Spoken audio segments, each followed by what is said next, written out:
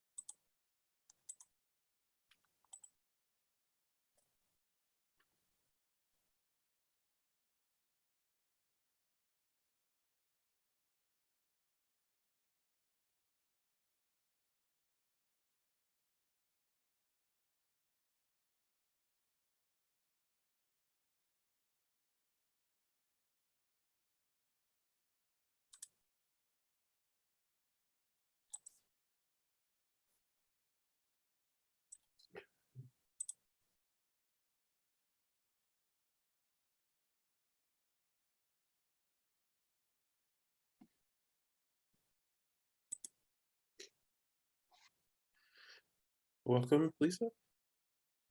Nice to see you. Just to let you know, we are recording, but I think that we almost have a quorum.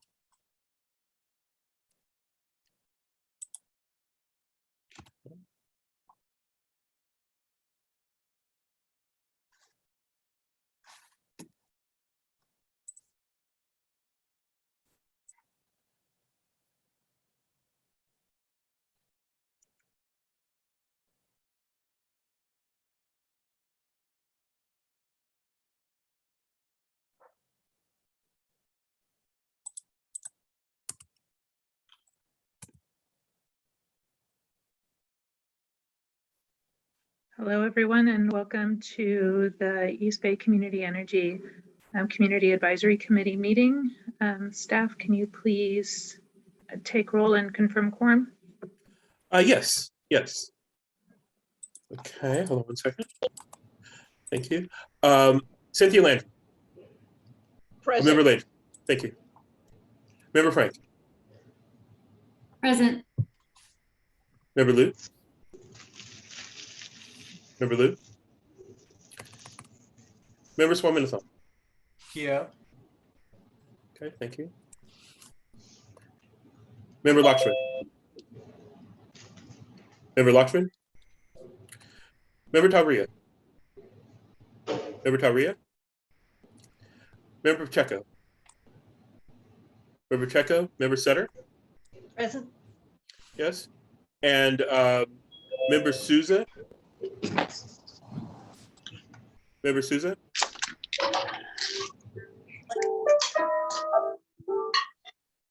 Member Souza. Okay. I was going to record Member Souza as a alternate for Member Pacheco. Pacheco, But- yes. Yes.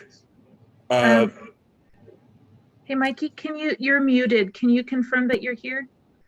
We can see you, but we need you to unmute so you can confirm that you're here. I'm sorry, are you talking to me or this is a Joel Liu? Not. Oh yes.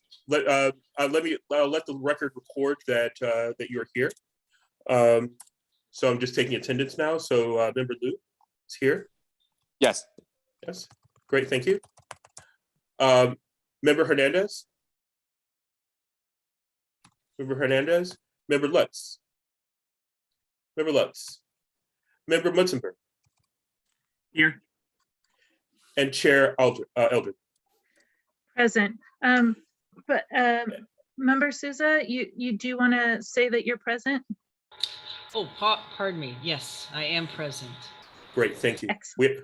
Thank you. We have a quorum, and I'll also let the record record that member Hu is here and will be counted as your alternate, member Eldred.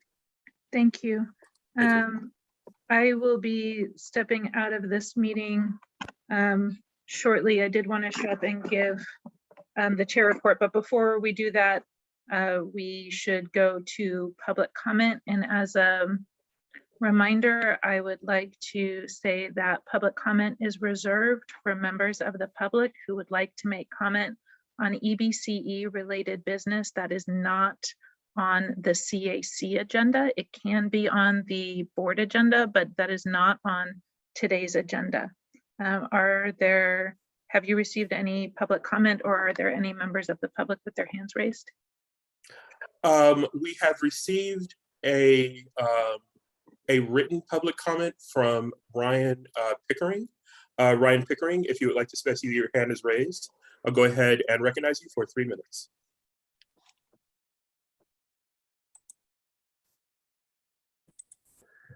Thank you very much. Hello, my name is Ryan Pickering, and I am a solar power developer based in Berkeley, California.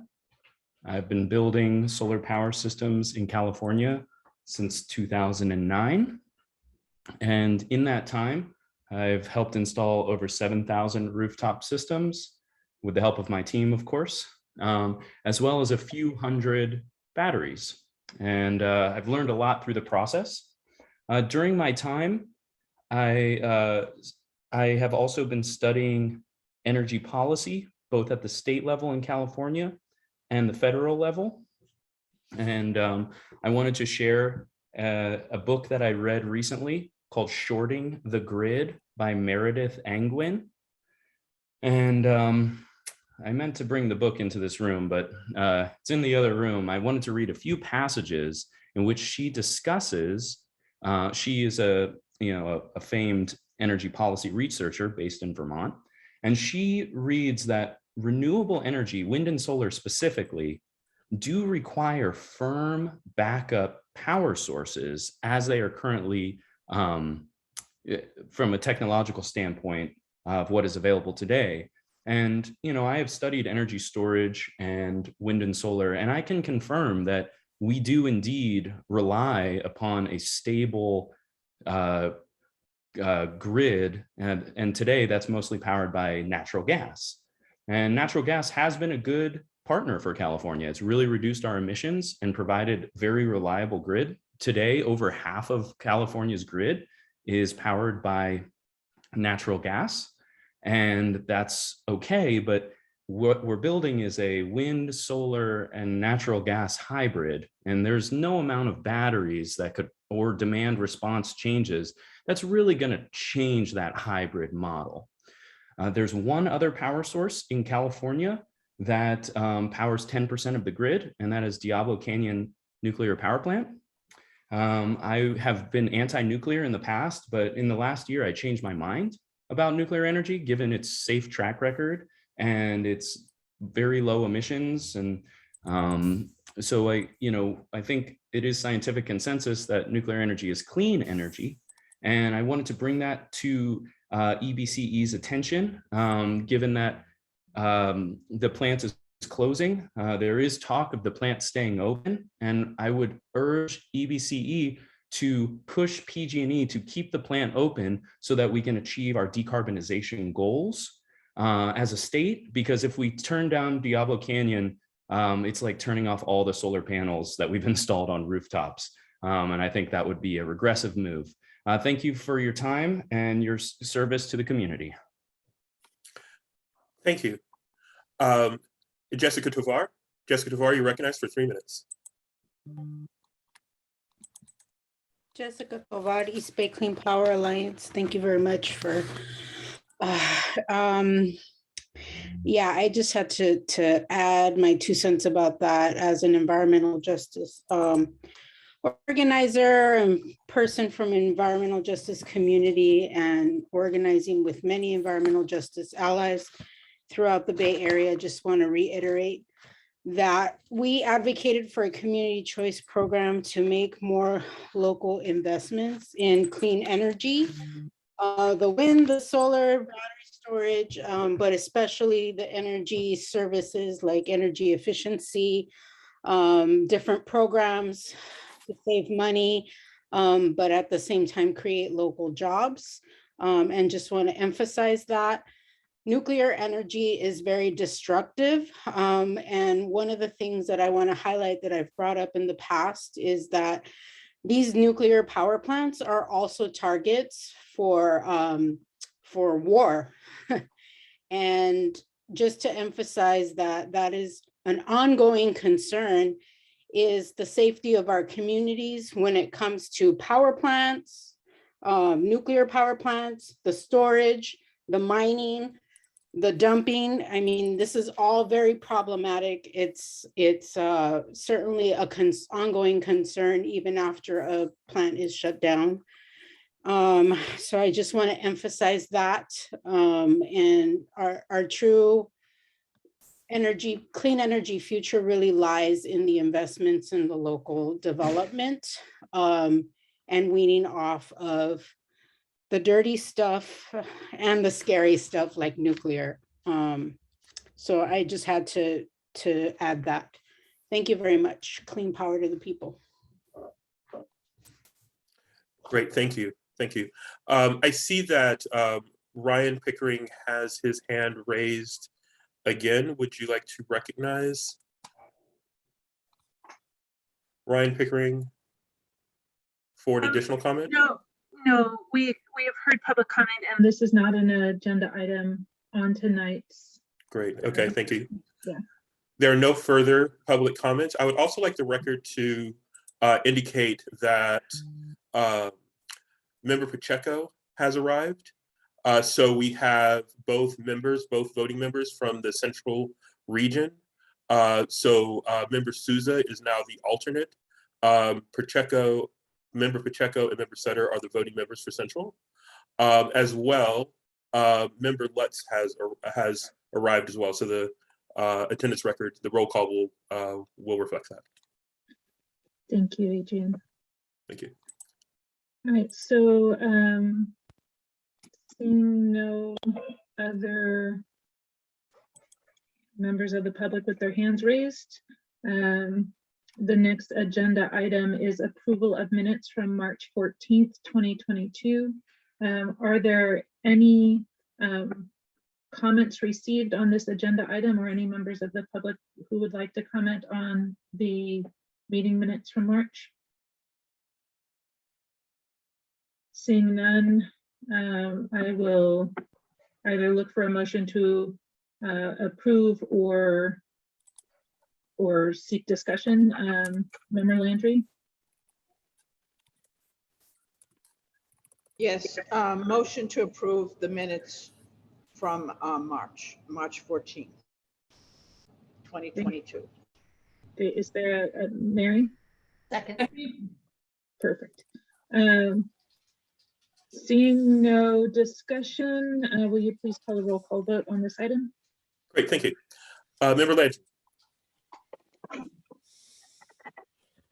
Member Landry?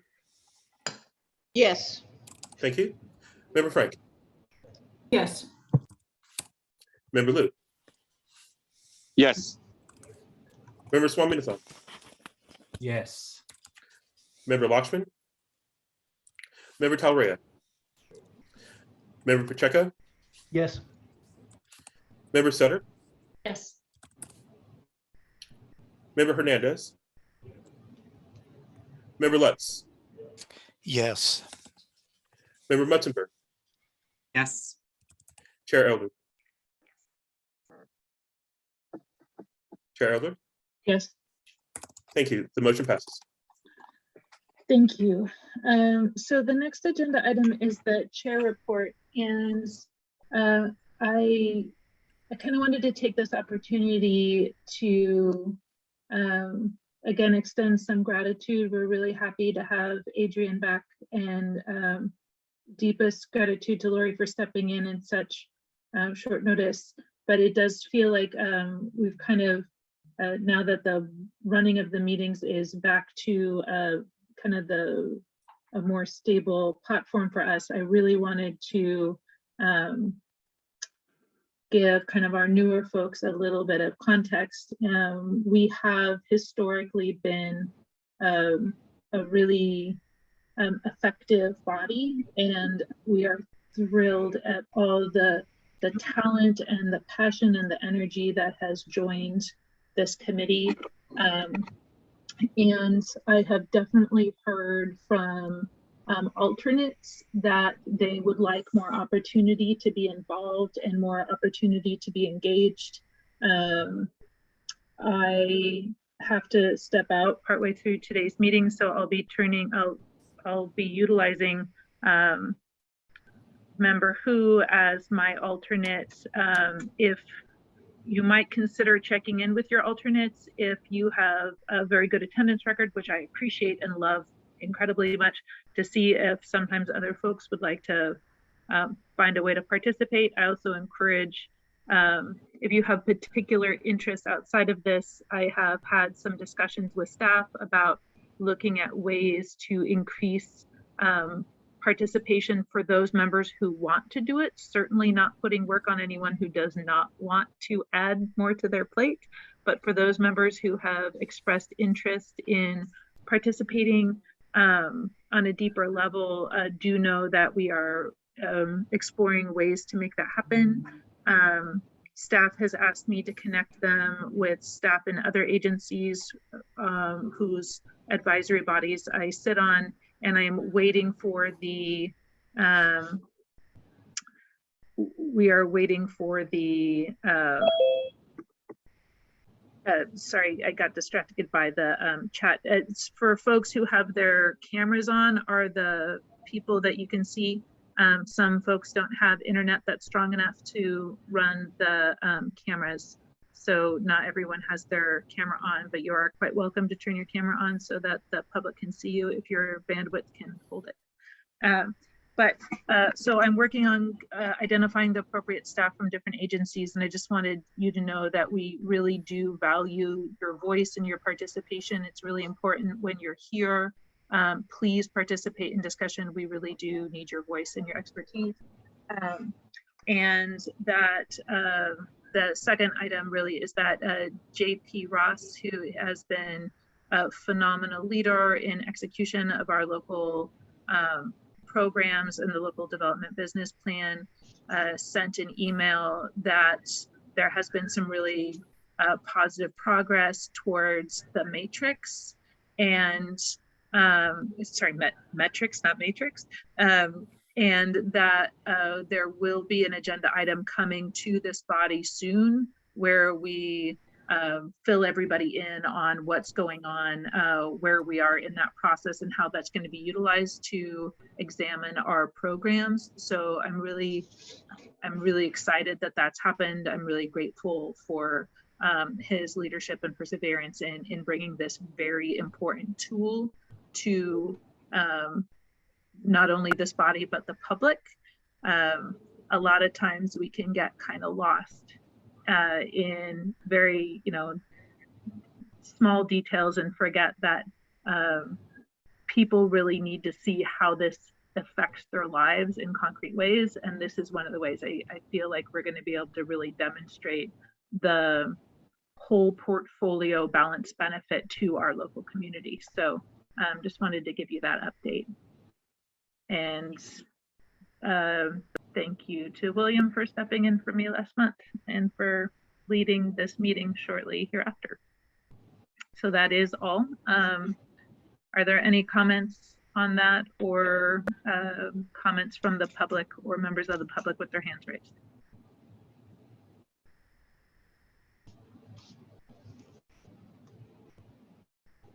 Adrian? Sorry, I was muted.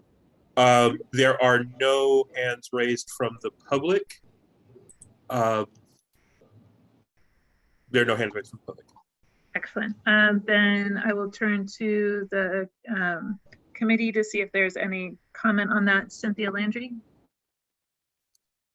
You just muted yourself, Cynthia. Okay, thank you.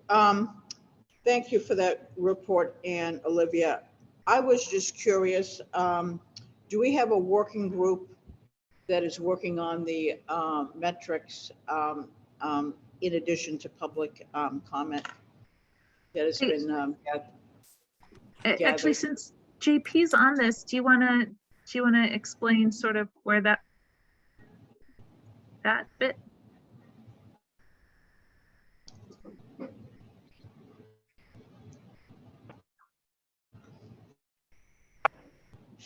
All right, just trying to get off mute. Can you hear me, Anna Olivia? Yeah, we can. Thank you so much, JP, for jumping in. Yeah, sure. So Cynthia, we've did some work on this a bit ago with Jane and Mary. Came up with a bit of a plan. Part of that is to update the in-plan model that was delivered as part of the local development business plan so that we could run it with our program. So we've done some work there. We hired a consultant, developed that out, and I need to run the programs that we're currently running through that tool. The other update is I've been working on our Salesforce implementation, which helps us define which customers are participating in which programs. And recently, just today, actually onboarded a new resource onto Taj's team that will help us with loading data from programs into Salesforce at the account level, which will really help us know who is participating in our programs, like if the customer is on care or medical baseline or FARA or lives in a disadvantaged community. So we've got some work to do to kind of get our program participation data into Salesforce so we can report out that way. And then the third thing was a public workshop on metrics and equity metrics, and that's an outstanding item that I am working on. So that's how we got to where we are now. Thank you for that. Thank you for that update, JP. Thank you. And just to fill in a little bit there, the framework for this was done in this body. You were an incredible participant, and there was a lot of very open dialogue, not really in 3-minute segments or 2-minute segments, but actual just dialogue with the community during these meetings to develop the pillars. And then staff has been working to figure out how to implement and measure these things while handling COVID and a lot of growth. So it's been really good. Jim? Yeah. Remember, Excuse me. Yeah. You had mentioned earlier about ways CAC members can interact with staff, and that you were looking forward to that. Could you expand on that some? Sure, and apologies if that didn't come out clearly. There's been some strong desire from folks to be more engaged, especially from some of our alternates who haven't yet even had the ability to vote during a meeting. We have a phenomenally skilled CAC and would very much like everyone to have all the opportunities to participate that we can. And that doesn't necessarily have to mean interacting with staff. What I'm saying is that folks have expressed a desire to be more engaged, and I am working with staff to identify ways that that can happen. And I don't have a good report back on that yet, but I just wanted to let folks know that I am I'm looking for models and trying to connect our staff with the appropriate staff of other agencies that have some things that have worked, and that process is just really beginning. But I just wanted to acknowledge that I heard that from folks, and that we are working to address it. And if anyone has fabulous ideas, let me know, but we have a Brown Act body and a limited staff. And so we are trying to find a way that is both feasible and accessible for folks who want to participate. in a deeper way. Does that help?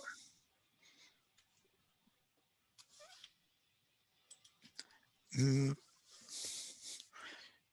well, sounds like more is coming. Yes, absolutely.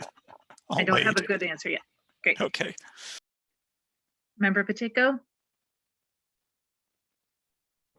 Yeah, so actually the suggestion to like make contact with your alternate seems like a reasonable idea. Mary's my other central member. She's pretty steady in being here, but yeah, I don't actually have the contact number of our alternate. I usually try to let Adrian know I'm not going to make it, but I think it would make sense for each region. For me, it would be Mary and the alternate, like say, hey, I can't make it. Can you make sure you be there? I'm not sure the Brown Act position on that, but I think that does make sense. I'm interested in hearing like if staff has any problem with that or not. So really you would just email Adrian or the clerk and ideally myself and Vice Chair Mutzenberg to let us know, and we can inform the vice chair, but or the alternate. I have been doing some brainstorming around making sure my alternate gets to participate and vote and things like that. So, which actually I was not able to make last meeting, and I'm going to have to leave here shortly. So, so she will have the opportunity to do that. But mostly this was just me acknowledging that we have some alternates who would like to be more engaged and assuring them that I hear that, and I'm trying to find a way to make that happen. Okay. And I will follow up with Member Pacheco after.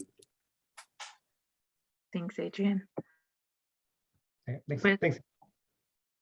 So with that, we will go into the next item, which is a legislative update, which is an action item.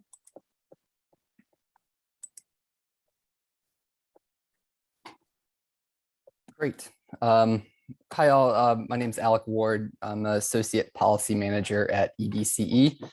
I am here to give an update on our legislative tracker and walking through some of the bills that we will be recommending the board to take a position on. Adrian, if you can jump to the next slide, please. So on Wednesday at the all board meeting, we're going to have our political consultants from the Weedman Group. They're going to be joining and giving an update on how this legislative year is looking. So we're going to be skipping a couple of slides in this presentation because this is the presentation for Wednesday.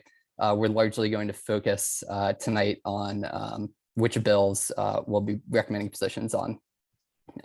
Holding here for a minute, we did starting off have unfortunate news with AB 1814 that would authorize CCAs to apply for funding through the PUC for transportation electrification programs.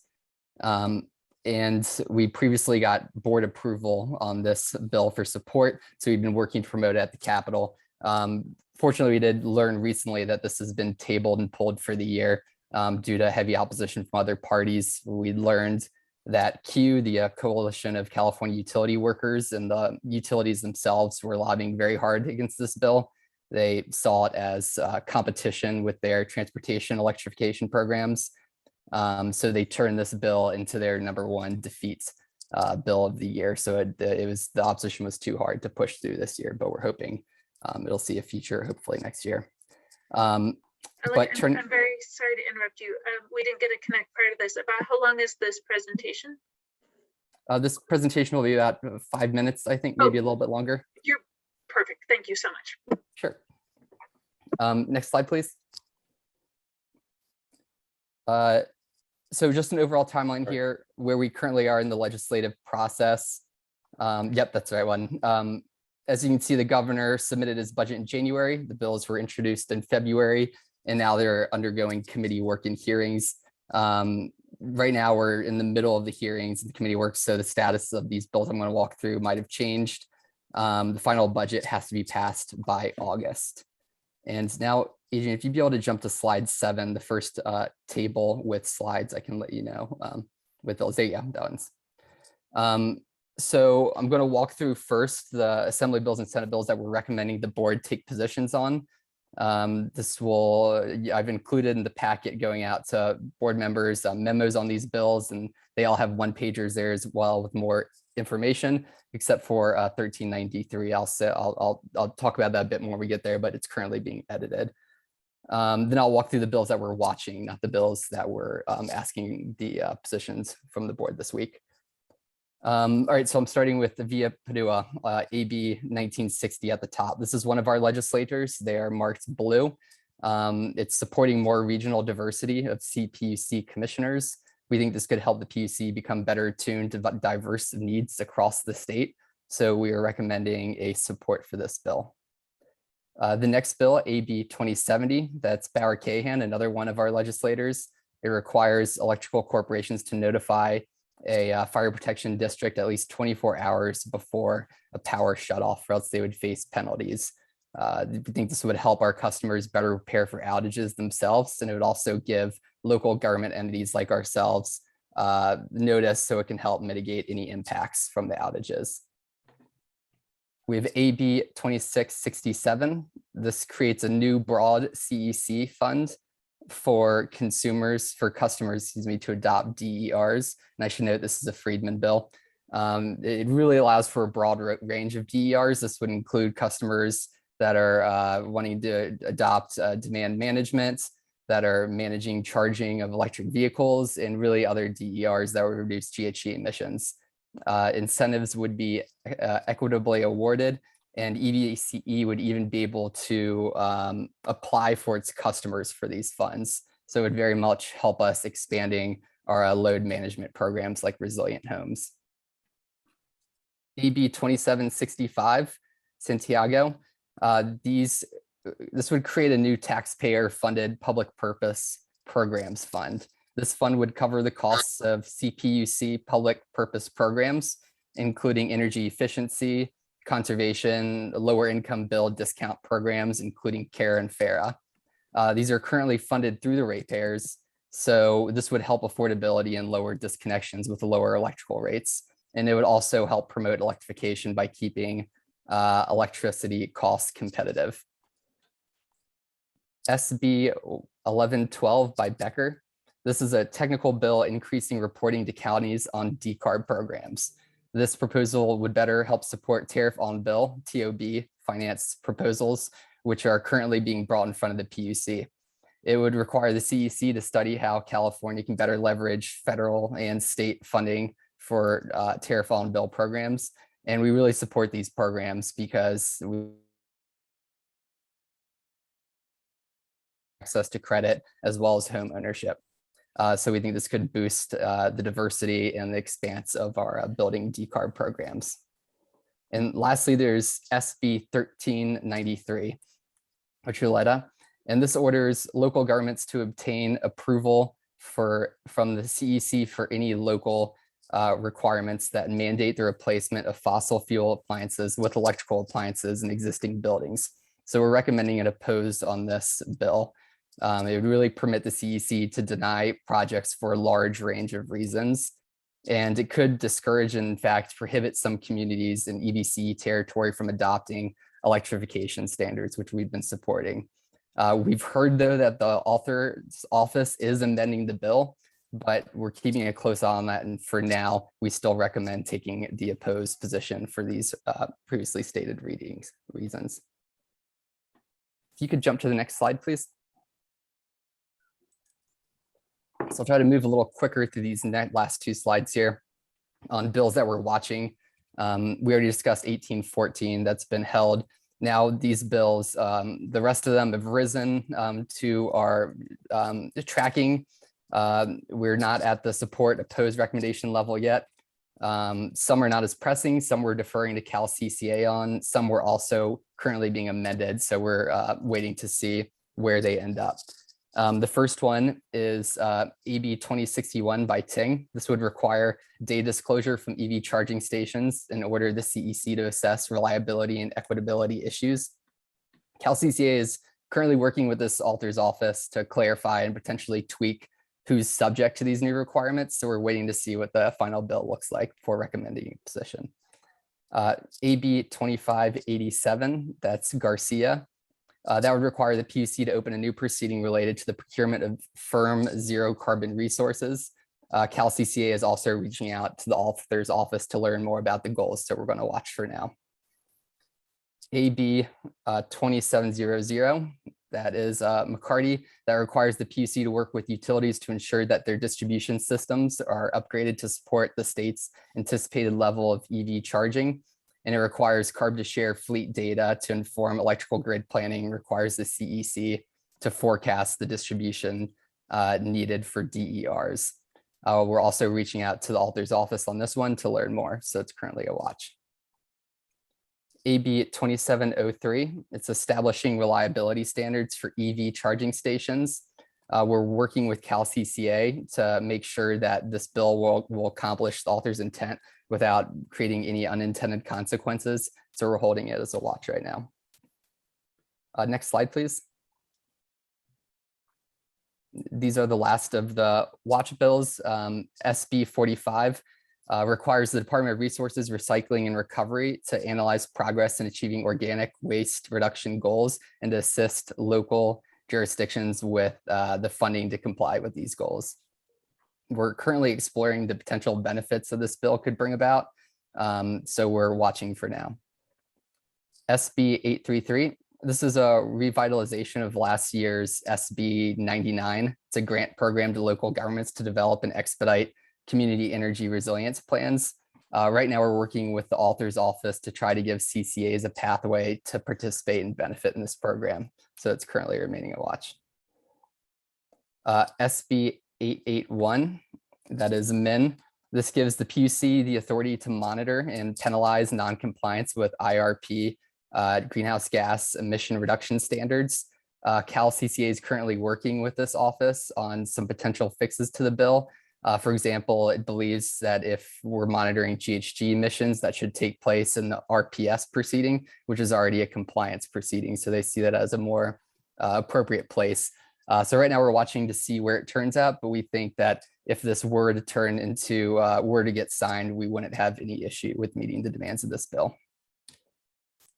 We have SB 1158 that changes power source disclosure standards to be more granular.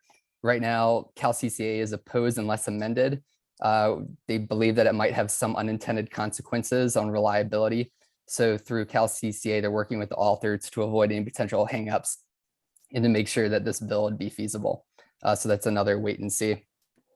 SB 1287 creates massive and likely impossible financial security requirements for CCAs. The Cal CCA is currently running the calculations on what this bill might require, but right now it's the largest opposed bill for Cal CCA. So they're taking the lead here on the opposition. SB 1482, it creates mandatory standards for EV charger installations and multifamily units. We're working right now to better understand this bill and talking with the author's office on its impacts, but the author has already taken some suggestions from some CCAs. So we're hopeful that we'll be able to work with them to come to a position of support. So next slide. All right, so I appreciate everyone hanging in there. That's a lot of slides. It's been a busy year as always. So we're going to continue as our next steps to analyze these bills. They're often quickly changing, especially at this point with amendments. We're going to be monitoring them and then also determining if EBC should formally take a position that it would present to the board similar to like we're putting forth here. After any approval is met with positions on these bills by the board, we would then formally send position letters to the Capitol. We're also monitoring the governor's budget request, which includes $6.1 billion over 5 years for zero emission vehicles. And we'll also continue to engage Cal CCA closely on legislative and advocacy issues surrounding these bills. That concludes the presentation. So thank you. And I'll stay on for any questions. I really appreciate that. We'll go first a public comment. I wanted to get a quick clarification from you. deferring to Cal CCA. So Cal CCA, the body of CCAs that is a JPA, but it's of CEOs, not actually elected people, right? Yes, I believe so. And then is Cal CCA's position on these bill? I mean, I won't go into my comments on the bills yet, but is Cal CCA's position on this informed by votes that the boards take or the direction that the CEOs give?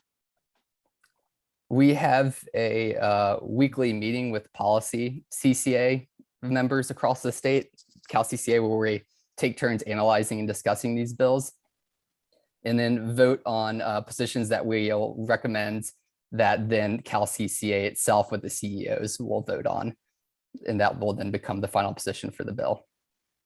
Got it. That was a good clarification for everyone. And then the direction or motion that you're asking from the board on Wednesday, and therefore the thing that we will be commenting on this evening is?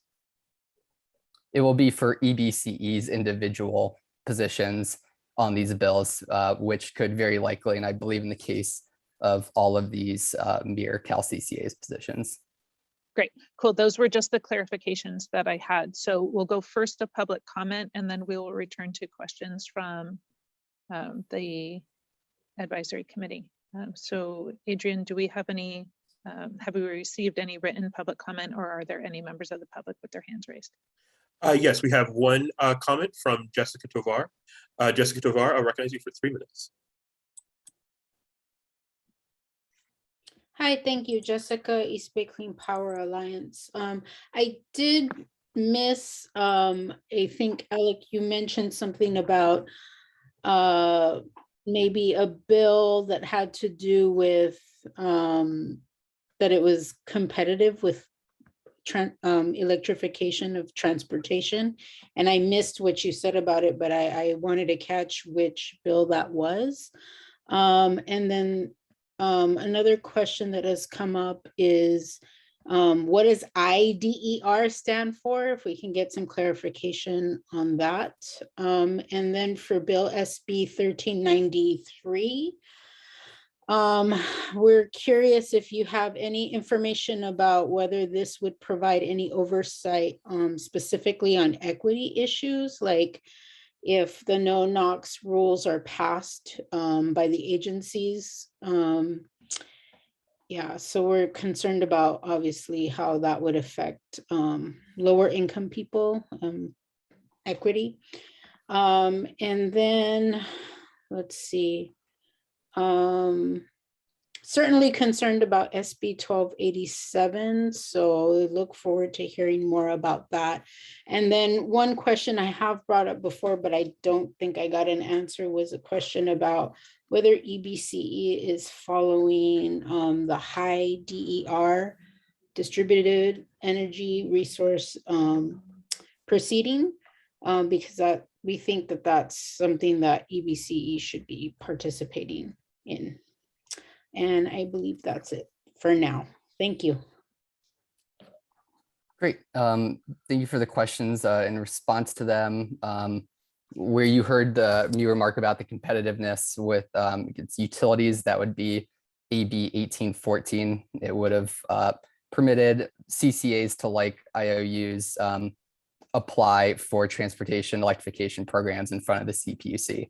So they would see that as us competing for application and funding with the PUC, which led to some opposition. IDER stands for Integrated Distributed Energy Resources. And we are certainly, thank you for the flag, keeping a close eye on the high DER proceeding at the PUC. I actually missed the third bill that you had equity concerns for. Would you mind repeating it one more time? Yeah, that was the SB 1393.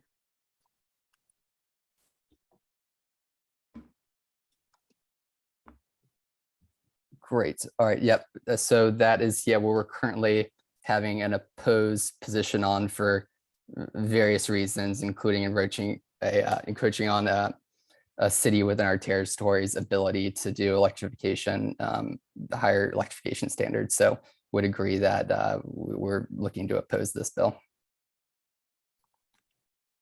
Thank you. Thank you.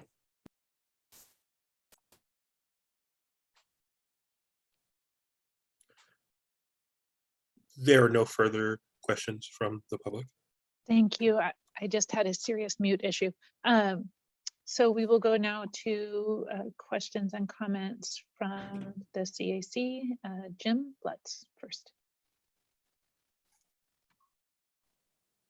Grabbing my unmute button quickly. I had questions on a couple of the ones that were supported on 11 or SB 1112, the creation of tariffed on-bill investment programs. I'm glad to see EBC is supporting it, but I was also wondering if EBCE or if EBCE was going to participate in the CPUC's tech program of a pilot study of tariffed on-bill investments that's being done by the tech program, which is overseen by, believe it's Energy Solutions right now, where they're actually rolling out on-bill financing. And I believe some other CCAs are participating. When I ask about it, I was told that EBCE was not participating, and I wanted to know why or what was behind that. So that's one question. And then I'd like to talk on SB 1393, but I'd wait to hear the answers on 1112 first. Gotcha. Thanks for the question. JP, did you want to hop in? Yeah, just on the tariffed on-bill response, I can chime in whenever convenient. Yeah, I will just first state that we are participating in that proceeding. I have a nice stack of reading material that was dropped on Friday with the IOUs, and the tech coalition did put forth a proposal along with some others that we'll be reviewing very closely. JP, would you want to jump in on any thoughts about the tech proposal? Yeah, with respect to tariffed on bill, Jim, we evaluated kind of taking a proactive approach on that. Then because of everything we have going on with our building electrification programs, and the fact that PG&E is planning to launch a tariffed on bill financing platform that entities can utilize to trial tariffed on-bill financing for their own programs. We opted to take a pass on spending a lot of internal resources to do something that would be made available to us and the market anyway through PG&E. And once that becomes available and it's something that we might be able to use, then we'll use it. But the financing proceeding of the PUC has been going on for 6-8 years now, with not a lot coming out of that. And so spending a bunch of energy, which would distract from the things that we have control over, was seemed like more a wiser decision to kind of wait and see. And that's why we did not take the position of spending resources on that in the interim. Okay. Thank you for that. Then the other question was on the opposed to SB 1393. If I haven't done all the research on it, but looking at the action item, the update in our packet, the details on it were that the CC approval would be declined for reasons that seem like they would be reasons that EBCE would support, so that a local requirements to mandate replacement of fossil fuel appliances in existing buildings, if it's not technically feasible, not cost effective, disproportionately impacts low and medium income consumers, impacts the workforce, adversely impacts the workforce, or increases costs for ratepayers, it would be, the CEC would not approve it. And that actually, those are actually things that I think EBCE would speak against, would not want to encourage a local government to go ahead with a program that's going to risk those things. So I was asking, would like to ask for more explanation on the oppose, since the reasons given for the bill are actually reasons that EBCE was, started for, and reasons that part of EBCE's mission. So I'm not clear why the oppose, I guess is what I'm saying. I can speak to that, Alec. Sure. Thanks, JP. Yeah. So I think, Jim, the rationale there is that it's a duplicative process. So there's a city process for approving codes, and that city process is going to be a public process that will go through all the same tests around what that community wants for their existing buildings and the codes associated with those existing buildings. And so the provision to then run that through a secondary regulatory gauntlet, which frankly takes a lot of time and a lot of energy and a lot of money, because we've been supporting these things for the last 3 years now, is just an extra hurdle. And so the rationale for kind of putting that in place, and the parties who are proposing to put that in place is, are parties that are trying to slow electrification. So we want the cities to be able to have the control to do codes as they see fit, and have an engaged public process for getting those codes approved, and then not have to go through a secondary regulatory hurdle that is then out of their control at the CEC. This is specifically for existing buildings. For new buildings, all new building code has to go through the CEC. That's already law. This is for existing buildings, and so it's a slightly different pathway. And so we're trying to speed this progress towards codes that encourage electrification. And so adding hurdles into that process seems to be counterproductive.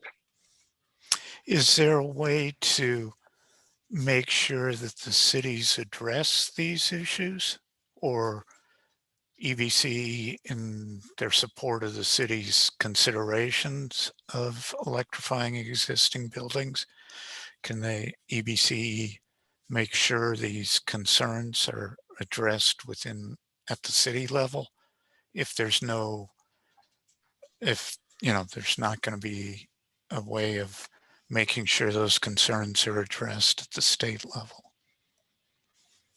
Again, that's what the public process is for, that the cities will go through in all of their code adoption cycles.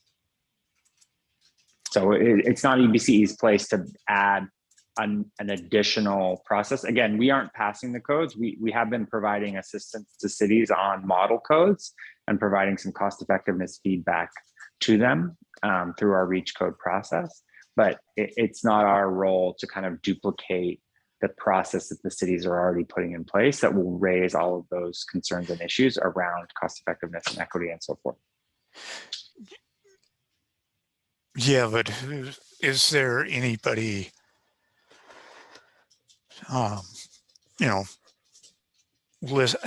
putting that checklist in front of the cities, or is that you're just leaving that to the cities? The equity concerns and the local development concerns. Yes, we are leaving that to the cities. That's their role as they go through all of their public processes with respect to new codes. It's a pretty standard process. So they have to raise these issues as they're bringing new codes to their boards and their councils around things that they're doing. And I can assure you these issues come up as the cities are going through their own code process. Okay. Those were my questions. Thank you, Jim. And thank you. Those were really thorough and enlightening answers. Member Sutter? Thank you. I had a couple, like 3 questions for you, Alec. One is more overarching, and then one or a couple actually specific to AB 2765, the Santiago bill. First of all, can you remind me what it means to be an EBCE's legislative delegation? You kept calling them our legislators, and I was like, what does that mean? I can't remember. Yeah, I could have worded that better. It's legislators whose districts overlap with EBCE territories. That's a totally different kind of mindset than our legislators. It's like we're paying them under the table or something. Yeah, okay, good point. Good to know. AB 2765, and I'm wondering if you can help inform me a little bit more about the bill in 3 different areas. Does the bill indicate who would oversee the funds that this bill would create? Does the bill indicate who would set the overall dollars that go into that fund, which is critical to maintain the level of energy efficiency as well as CARE and FARA that have been in place in the state? And do you have any idea, or is it early in the process to understand who is opposing this particular bill? That's my questions. Great, all very good questions. For who would oversee the funds, I believe it would be the PUC that these funds would go to and they would distribute. So it shouldn't change, how much they're giving or how they're giving. It's simply where the money's coming from. So it would come from the general funds and the taxpayers instead of from the ratepayers right now. Well, and does it change how much goes into that fund? Yep, that's a good question too. And so for the overall, how much money would go into the fund, I'm actually unsure of what that would entail, but I do know that what's crucial in here as well is that any amount of money that if there's any differential of these programs that need the same level of funding, then it would then go to the ratepayers to cover that differential if the fund doesn't have enough to cover these programs. So it would ensure that everything in the PPP, public purpose program, ends up fully funded by the end of the day.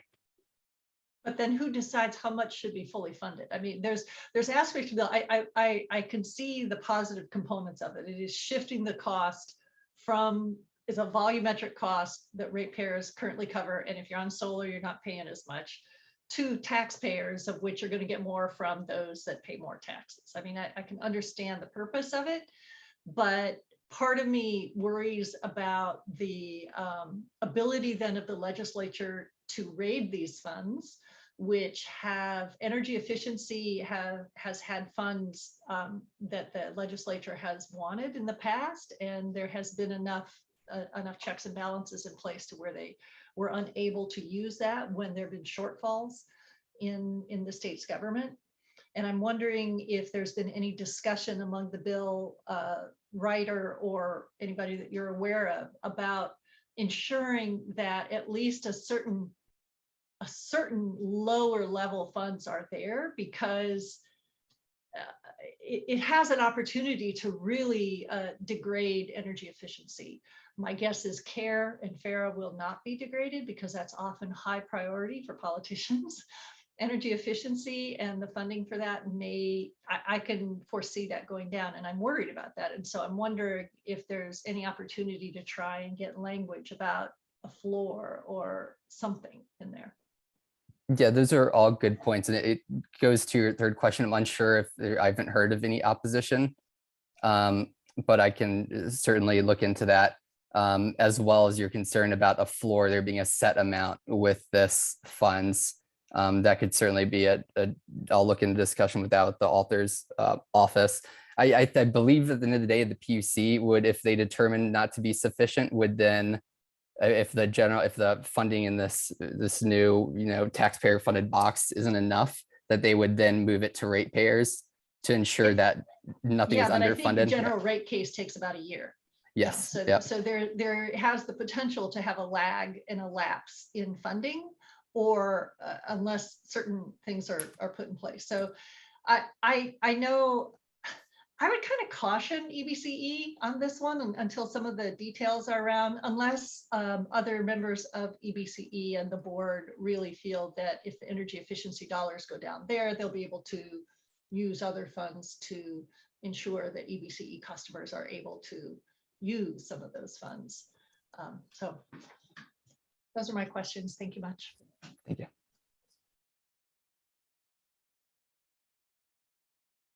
Thank you, Mary. God, my brain is full of thinking of all these things right now. That's great. We'll go one more, Member Lou, and then in the interest of time, we should start seeking a motion. Yeah, thanks, Alec. Very good presentation. I just have one fairly quick question. I think you list all the energy related bills which being considered in Assembly and the Senate. Looks like well, we have already took position for probably 7 or 8 of that, and there are about another 7 or 8 or probably more. We haven't decided. Could you share what so far, maybe what the position we may take for the bills which we haven't formally took positions? Right. So the final 2 slides were the watch bills. And we don't feel like we're ready yet to formally give any recommendation on these for a couple of reasons. We're exploring the impacts of these bills ourselves, talking to the authors' offices for these bills to see if they're fully aware of the impacts and if they can share. And also with a lot of these, they're being amended. So if I say something about one of them now, that might change tomorrow if a whole new language is brought out in this process. And we also, we didn't want to overwhelm. I know that there's a lot of bills we already have in front of you all already. So I think that there'll certainly be a next tranche in the following month. Okay, thanks. And if I remember correctly, we had this kind of review probably last year maybe, and is there any bill they didn't pass last year but they come back? Yes, there was one that I had noted. I believe it was a watch bill. If you'll give me one moment. Yes, SB 833 is a revitalization of last year's SB 99. Granting program local governments to develop and expedite community energy resilience plans. Yeah, so it does occur. Yeah. Yeah, some of those songs are really familiar. And from what you know, did they make any change and come back, or they just didn't make any change, just come back and change the bill number? I'm not aware of any changes between SB 99, its in state, and where it currently sits as 833. Okay. All right. Thank you.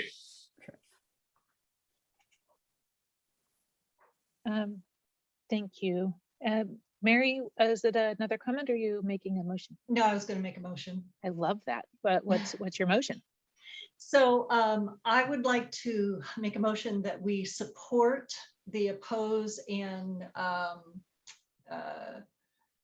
support that the CAC support the recommended bill positions with one exception. And I would prefer that AB 2765 move off of a support and move to a watch position for the issues that I think I'd mentioned to the group before. The one thing I didn't mention before is 60% of those funds go to third-party program implementers, which are small businesses throughout the state. And so if energy efficiency, and 60% of energy efficiency funds. And so there's the potential for large issues if those funds go down. So let me reiterate the motion.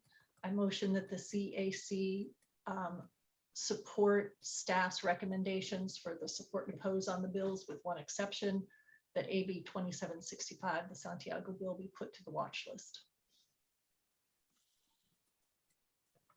All right, we have a motion on the table. Is there a second?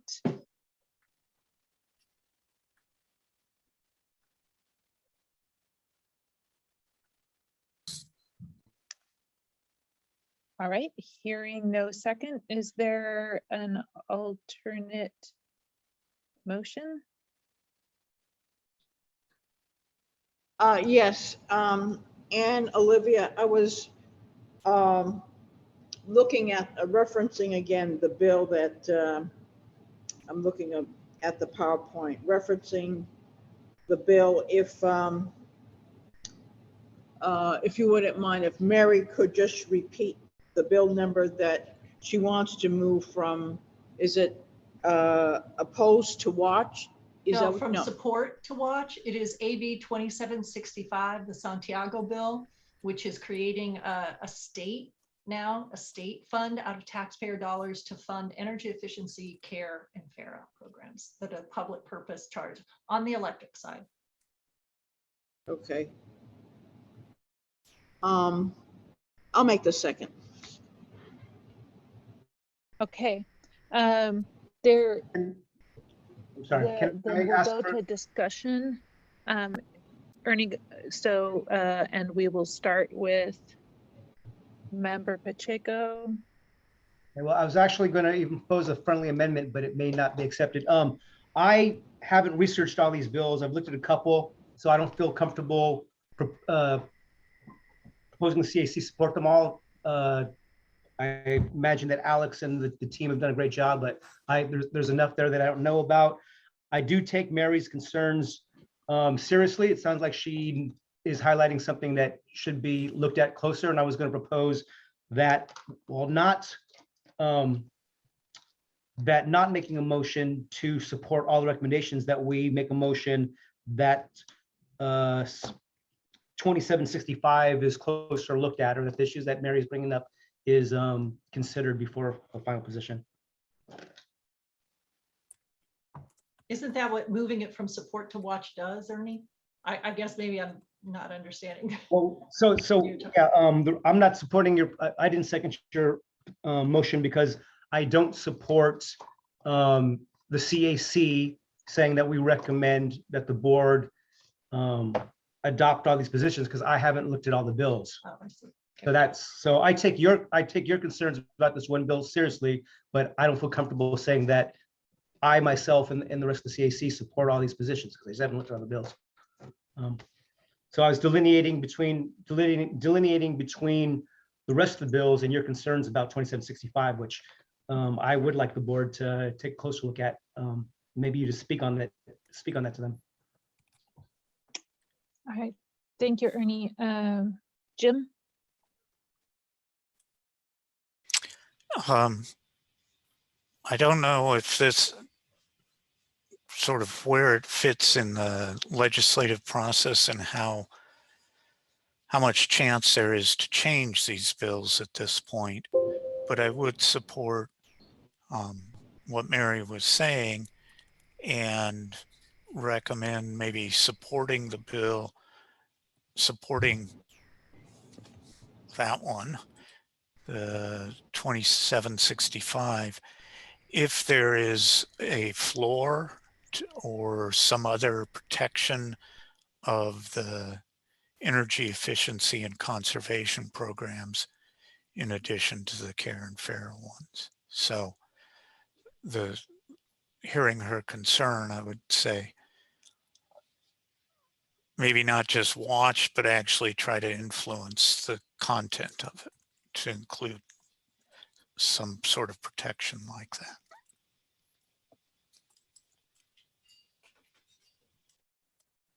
Can I try and summarize? I'm sorry, Jim, were you done? Yeah, I'm speaking in favor of Mary's motion. May I offer? Well, we're speaking in favor, actually. So are there any members of the public who raised their hands at this point? No. There are no raised hands from the public.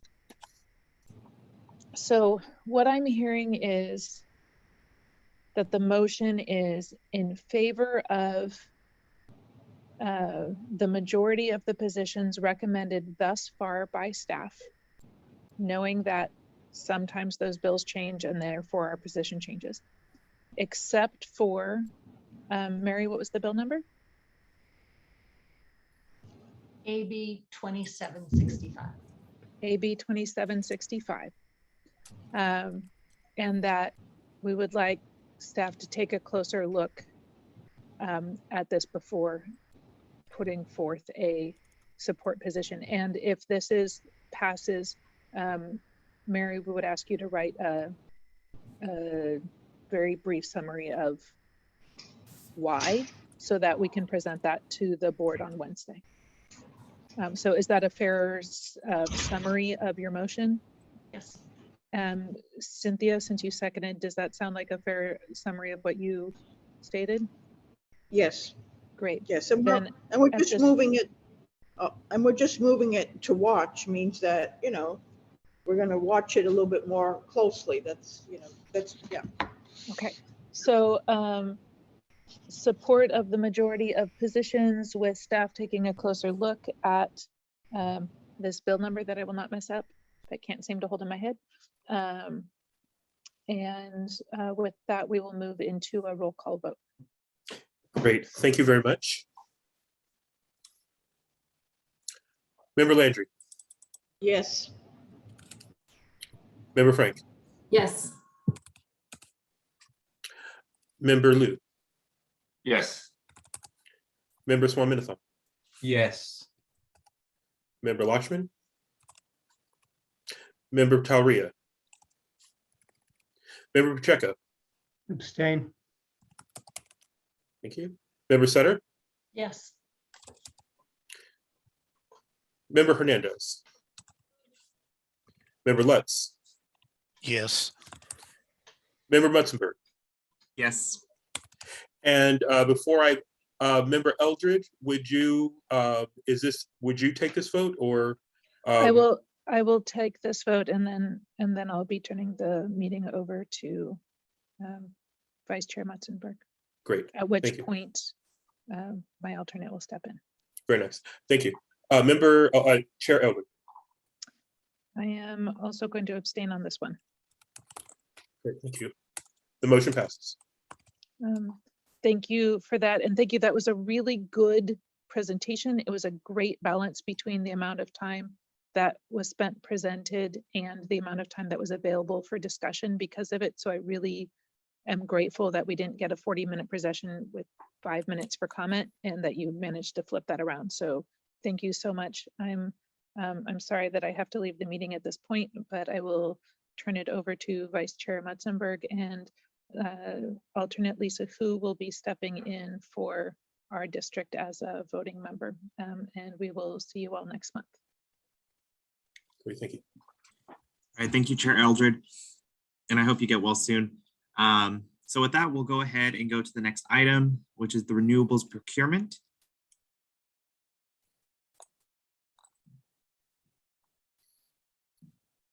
Hello, everybody. This is Jim Dorrance. Nice to see you all again.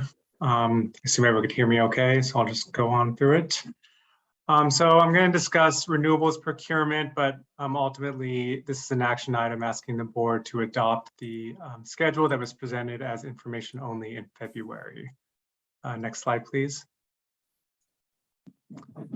So we'll start with the recommendation. Staff is asking the board to adopt a schedule for zero emissions and this is notably the annual targets for the Bright Choice Plan. The basis for this is the board adopted the clean energy target in 2020 for a goal for zero emissions energy by 2030. This target and this work was backed by the 2020 Integrated Resource Planning Proceeding. That's the IRP. We're going to talk a lot about that. So that's, and I'll get into the details of it, but it's basically a robust resource planning exercise that's required every other year of low carbon entities. So again, overall, what we're asking the CAC to weigh in on is the schedule for zero emission electricity by 2030 that is supported by the board adopted target that was done in December.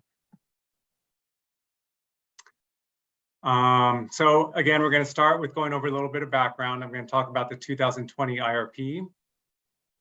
And then I'm going to talk about some of the relevant board items and the action items that were taken. As mentioned by the title, it's renewable procurement, so I'll take some time to discuss the purchase to date, and then what's needed to meet the schedule. I'm going to talk about some of the actions the board had taken on some of the past meetings as well.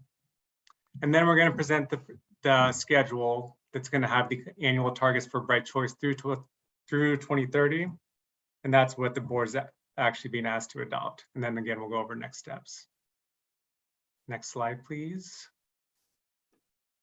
So integrated resource planning, the IRP, this is a big compliance finding that we have. It's defined here, but at a high level, it's a CPUC requirement for EBCE and other LLCs. This is done every other year. And so we did one in 2020. We're doing one here in 2022 that we're currently working on. It's a resource planning requirement, and it's based on prescribed GHG targets that are provided by the CPC. And so it's a detailed resource planning activity where you're basically modeling and analyzing and building the backing portfolio based on some targets that are both set through the requirements and also through our own inputs that we'll talk about here.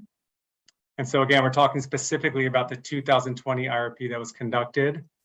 And so for that, we're required to model portfolios with two different emission targets.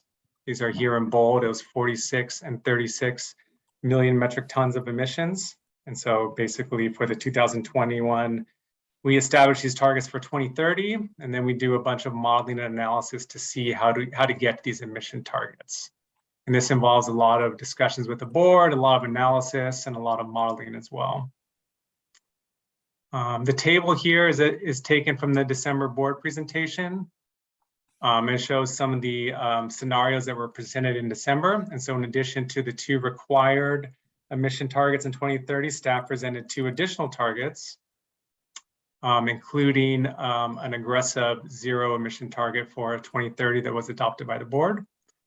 As I mentioned, this table is pulled directly from the 2020 board presentation. So the dollar values and inputs you see there aren't relevant for the current energy markets, which are a bit more inflated cost-wise by now, but it's to illustrate some of the outputs that come from the IRP and some of the analysis and modeling that staff does as part of it. And then again, that in addition to the required targets, that supplemental analysis was done as well for the two other scenarios. Next slide, please.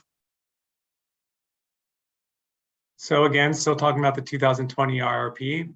So it's a modeled analysis of customer load, existing contracted generation, expected resources by type. So what do we need by resource type for both reliability and for internal targets to meet that goal?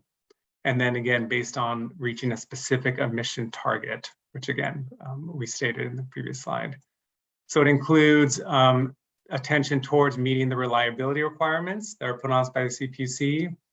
It includes analysis of resource diversity, and then also the outputs are things like the portfolio cost and what your content would be over time. So it's a pretty deep dive into kind of resource planning based on kind of a required target 10 years out in the future. The outputs a roadmap to reach the stated goals, kind of showing what you need by year to get there. And then also includes the kind of risks that portfolio will have based on the resources that are stated and customer load as well. So the table here, again, this is taken directly from the 2020 IRP as a reminder of kind of the analysis that goes into that. It shows what the projected breakdown of resources were by type from that proceeding, again, 2 years ago, modeled and needed to meet the 2020 requirements. These requirements for the current IRP cycle, the 2022 to fast forward in time, are drastically different. And so the analysis is going to come out, the current year's one's going to look a lot different than the ones we see here, because there are other requirements put on us and other LLCs for different resources types to meet grid reliability. And those will be coming during the summer as part of the 2020 IRP process. Okay, next slide. So now I'm going to talk about some of the specific board items relating both to the clean energy goal and to the 2020 IRP. The 2020 IRP was presented to the board in June and July, and these included the emissions goals I talked about earlier and that were required of the filing. For the December 2020 meeting, more aggressive emission targets were presented and what the costs for those were and what the impacts were and the risks. In addition, those that were required by the CPUC. And so that was shown during that presentation, again, looking at kind of resource mix and cost, impacts and reliability. And this was presented to the board with the associated scenario modeling that was done for the IRP in 2020. Next slide. There we go. And so with the data from the 2020 IRP, the board at the December meeting chose to adopt the aggressive emission goal of having 0 net emissions by 2030. This was ambitious and something that staff is currently working to try to get to and make a plan for, and that's what this presentation is about. This goal and the adoption that was backed by the modeling and analysis of the 2000 IRP. And so taking that and that endpoint that the board adopted, staff is working to develop a schedule to get us there with annual targets to reach the 2030 goal. In February of this year, that was presented as an information item, and this included the annual steps needed to reach that board adopted 2030 target. This was highlighted with annual increases in renewable energy for Bright Choice, increases in carbon-free power, and annual emissions reduction as well. And so the board adopted this target. Staff has been working to kind of fill in the steps based on the 2020 IRP, and the work we're doing currently for the 2022 IRP will feed into that as well. Next slide, please. So that brings us to today, and this year, 2022. Staff is asking the board to adopt the schedule, and we're providing more background from the February board to kind of show some of the procurement doing it and discuss kind of some of the analysis behind this here. And these are highlighted here below. That based on the modeling from the 2020 IRP, that the 2030 goal was adopted, and that staff is asking specifically for adoption of the schedule that we're presenting here with annual targets to reach that goal, specifically that of the Bright Choice Plan, since the Bright Choice Plan ultimately dictates our portfolio-wide emissions, since Renewable 100 is emission-free. And so, we have our 2 plans, Renewable 100 is emission-free. So really, why we're asking the board specifically to pay attention to the Bright Choice Plan, because ultimately that's going to drive our plan-wide emissions over the planning horizon to the 2030 goal. Okay, so next slide, please. Okay, so now we're going to talk about some of our procurement to date. And so this is long-term renewable projects that we have under contract. This is kind of just a stat sheet of what we've done and what we're doing, just kind of show that the work we've done to kind of fill in our portfolio to date. So it includes 3 long-term renewable energy requests for offers, RFOs, the first in 2018, the second in 2020, and we are currently in the thick of the third one, the 2020 RFP, where we are evaluating a host of long-term projects to add to our portfolio. And so not including the 22, but from the 2018 and 2020, EVC has contracted 800 megawatts of renewable energy and 450 megawatts of battery storage, which is about 25% of our current sales. And so this is from both the previous 2 RFOs. The first project was online in 2020. There are currently 3 renewable energy projects online and 1 standalone storage project that's online, including one in Alameda County that we all know and love over in the Altamont Hills.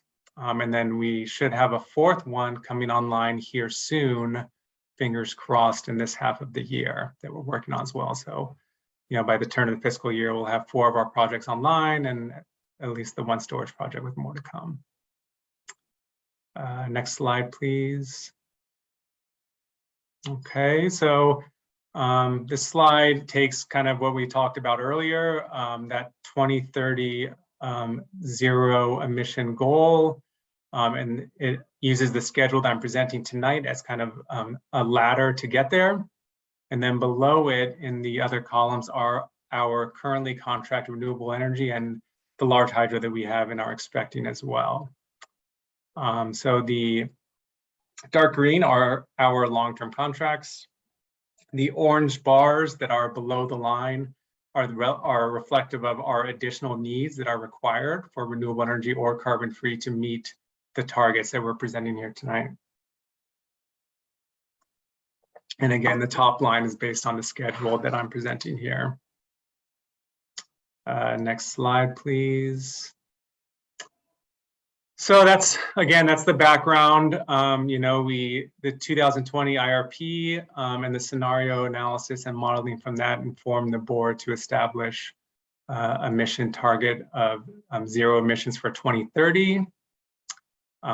We have talked about what we currently have contracted and the work we're doing to further fill our portfolio with carbon-free and mostly renewable energy. And so now we're going to move into the annual targets as part of the Bright Choice schedule. So this schedule includes the annual renewable and carbon-free energy per year, and it includes the actuals for the previous 3 years, 3.5 actually. And then again, in green, this is the schedule that we're asking the board to adopt. And so this has reductions in emissions. What you see here in the table is the renewable and carbon-free content for Bright Choice. And then in the far right column is the California Renewable Portfolio Standard % as well. And so what we see is, the goal is emission-free 2030. And what the proposed schedule has is a schedule that allows us to be by 2030, 15% over the state RPS and 100% carbon-free. We present this, and why we're asking the board to adopt this is it allows us to it aids our procurement, which I'll talk about later, and also allows us to make better long-term planning for good economics on our purchase power. So again, this is the Bright Choice schedule that staff is asking the board to adopt, that is based on the 2030 clean energy goal adopted by the board in December of 2020. Next slide, please. Okay, so that was the Bright Choice target. And again, as I mentioned, the plan-wide emissions are heavily dictated by the emissions of the Bright Choice plan. The second kind of feature is the actual plan enrollment. And so the more people in Renewable 100, the more renewable our plans are combined. But the basis of the all plan numbers we see in this schedule are the emissions and renewable energy of Bright Choice. So here, similar informed to the last table, we're looking at the renewable and carbon-free of all of our plants combined. And we see in 2030, 100% carbon-free and annual reductions in emissions and those things.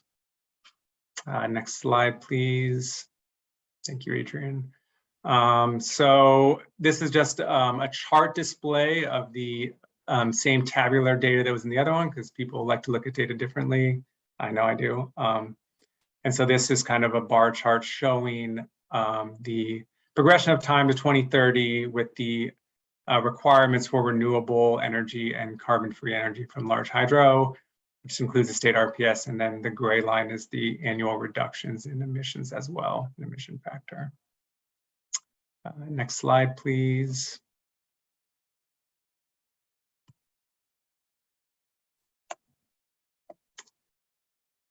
Okay, so again, just to kind of recap here, we discussed the 2020 IRP and the analysis and modeling that went into that, and that was the basis for the board adopted 2030 energy goal. We discussed the board actions leading up to that and some of the outreach that we have done both with this item's informational February and some of the IRP work. We showed the procurement activities from EBC to date, what is needed to reach the goals that we are presenting here to be adopted, kind of what our procurement activities have been and what do we have under contract, albeit pretty briefly, but that as well. And then we finally presented the actual Bright Choice schedule that we're asking the board to adopt on Wednesday, and feedback from the CAC here tonight. So what's happening now? Well, we got the 2022 IRP, the every other year requirement. This is always a big lift for us, and it's a lot of robust modeling that we like to do. I like to do at least. So we're currently working on the modeling assumptions as part of the 2020 IRP. This is ongoing. We will be doing continued outreach to the board, just like we did in 2020 as part of the 2022 IRP process, discussing with you and showing and getting concurrence on the assumptions we're using for the modeling, and being able to share a lot of cool visuals about kind of the process and the outputs from the modeling results. So the 2020 IRP will model kind of the current market conditions, what our current contracted resources are, and then also develop metrics for risk and show associated costs of kind of building a portfolio to meet specific emission goals over a 10-year horizon. So the current IRP, the one we're doing this year, would end in 2032. In addition to the schedule provided, the 2022 IRP will also, as mentioned, provide a detailed plan of what resources are needed and what those costs will be. It's so similar to the table shown earlier in the presentation, based on the requirements from the CPUC, California Public Utilities Commission. We'll have a breakdown of what we need to contract, what's optimum and what's economical, and what meets our reliability requirements all the way down to the resource type, including hourly data analysis as well. So in addition to the IRP, which is a big project for us and a fun one, we are always conducting portfolio optimization. And so this is outside of the regulatory space, but this looks at contracted generation and how that fits with our current load based on kind of different probabilistic approaches.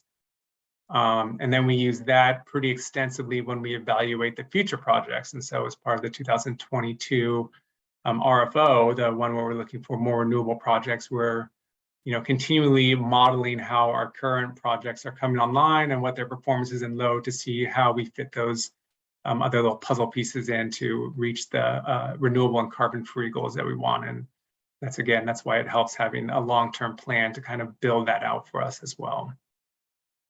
Next slide, please.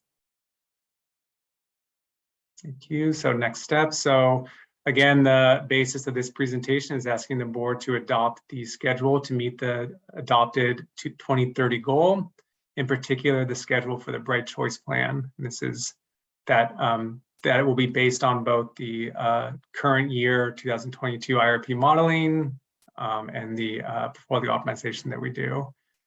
This will allow staff to make smart purchase decisions and have good economics. We'll have a long-term horizon to plan to. We are currently working through the 2022 RFO. That's the one that we're evaluating projects for currently, our third long-term renewable project request for proposals. We will be presenting findings from that to the board this summer. We're really working through those, so we'll be able to show you and the board members kind of new projects that come out of this. It should be pretty exciting.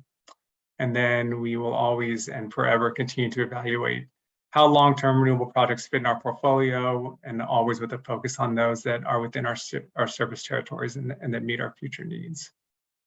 I think that's it. So I will pause there. I know it's a lot, but I appreciate everyone's time tonight.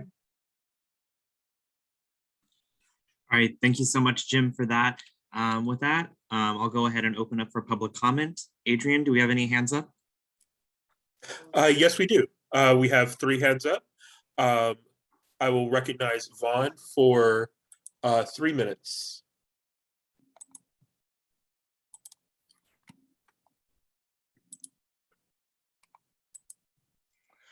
Okay, I actually have a series of questions. You said the long-range storage, I'm assuming you guys can hear me. The long-range storage, I'm assuming you're talking about Moss Landing. I've been reading that it's been down for a while. Is it up currently, and can it be trusted to be up in the future? I've always questioned how we can consider that our storage when it's 60 miles away. When the catastrophe, like an earthquake or something like that, could easily dissolve it. But the other question about long-term and the large hydro is Oroville and Shasta, who have been losing water over the years. Is that something we can count on? Is there any thought of putting floating solar behind the dam so that at least it's producing power whether there's water in there or not? Would be one of the considerations. Floating solar might be something that would be within our area that we can control. There's a lot over here in Pleasant, and there's a lot of ex-quarries that have water in them, but there's no solar power on them, and the water district, I don't know if they control that or not, but if you're working with those, that would be a thing to consider, is putting floating solar on the storage of water. The other thing is there's an awful lot of curtailment going on in California. Is any of that in our area where we could actually capture it? And the final question would be, currently long-term storage is 2 or 4 hours. I'm thinking long-term storage is like 12, 24 hours. There's new batteries coming on. There's a factory actually being built for lithium ferro phosphate batteries that have, I think, twice the density of the lithium ions. Is that part of the consideration in your estimate of what you can count on in the future? All these things are, looking into the future, you're going to have a crystal ball anyways, but some of the technologies coming on, or some of the technologies we use today, didn't exist 10 years ago. And some of the ones we're going to need are going to have to be invented. Is that kind of consideration being included in your modeling? Thank you. Yes, Jessica Devar. Jessica Devar, you're recognized for 3 minutes. Hi, Jessica again, East Bay Clean Power Alliance. We do have some questions for Jim on this, particularly around some acronyms again. PCC, for example, weren't sure what that stood for, assuming that it might be similar to what was being referred earlier on as bucket 1, 2, and 3. For renewable energy credits, that's the guess. Also a question around BTM, maybe that's behind the meter. Just really asking to highlight when you use acronyms to use the full name in the beginning. For folks who don't normally use the acronym coded language on a regular basis, it would be super helpful. And we were curious what the emissions are that are associated with PCC2. And I think we're excited about projects, more emphasis on projects in EBCE territory, and particularly if there's more behind the meter increase over time. We really want to see that growth in the local true renewables in our community. Obviously, because the reliance on remote energy really is job opportunities that are lost, and that doesn't bring resilience that we need here in our local community. Yeah, so if I could get some clarity on the acronyms, and moving forward, if we can have more emphasis on spelling out what those stand for, would be really helpful. Thanks. Great, thank you. Before I move to the next speaker, I just wanted to let Jim, would you like to answer these questions? There are a lot of questions. I don't want to overload you with questions. I mean, yes. Where to begin? You know, I don't think PCC and BTM were mentioned in the presentation, but I'm happy to address what those are. They might be in the memo, but they're defined there. The PCC is the categorization of the different renewable energy credits, and it's discussed at length in the February board memo. BTM, as was stated, is behind the meter, but again, I don't think that was mentioned as part of this as well, but that again should be defined in the memo. To the first questions, we do not, the one standalone storage is not Moss Landing. We don't have that under contract. I'm not aware of its ability. Hydro, yes, is an extremely variable resource with intermittency that we're aware of, and that's why we leave the open positions to be available from both renewable or hydro, with the hope is we fill them as economically as we can. As far as things around floating solar or longer duration storage, I mean, we discussed at length what our process is. We run RFPs and we evaluate the projects in there. We certainly don't turn technologies away, but we evaluate the economics and the fit of every project we see. We don't go looking for specific technology types. We just open up solicitations and then evaluate the projects that are provided within that. We have seen offers for storage assets of durations larger than 4 hours, and we're evaluating those as well. I think that covers most of them. Great, thank you. Welcome. We will recognize Tom Kelly for 3 minutes.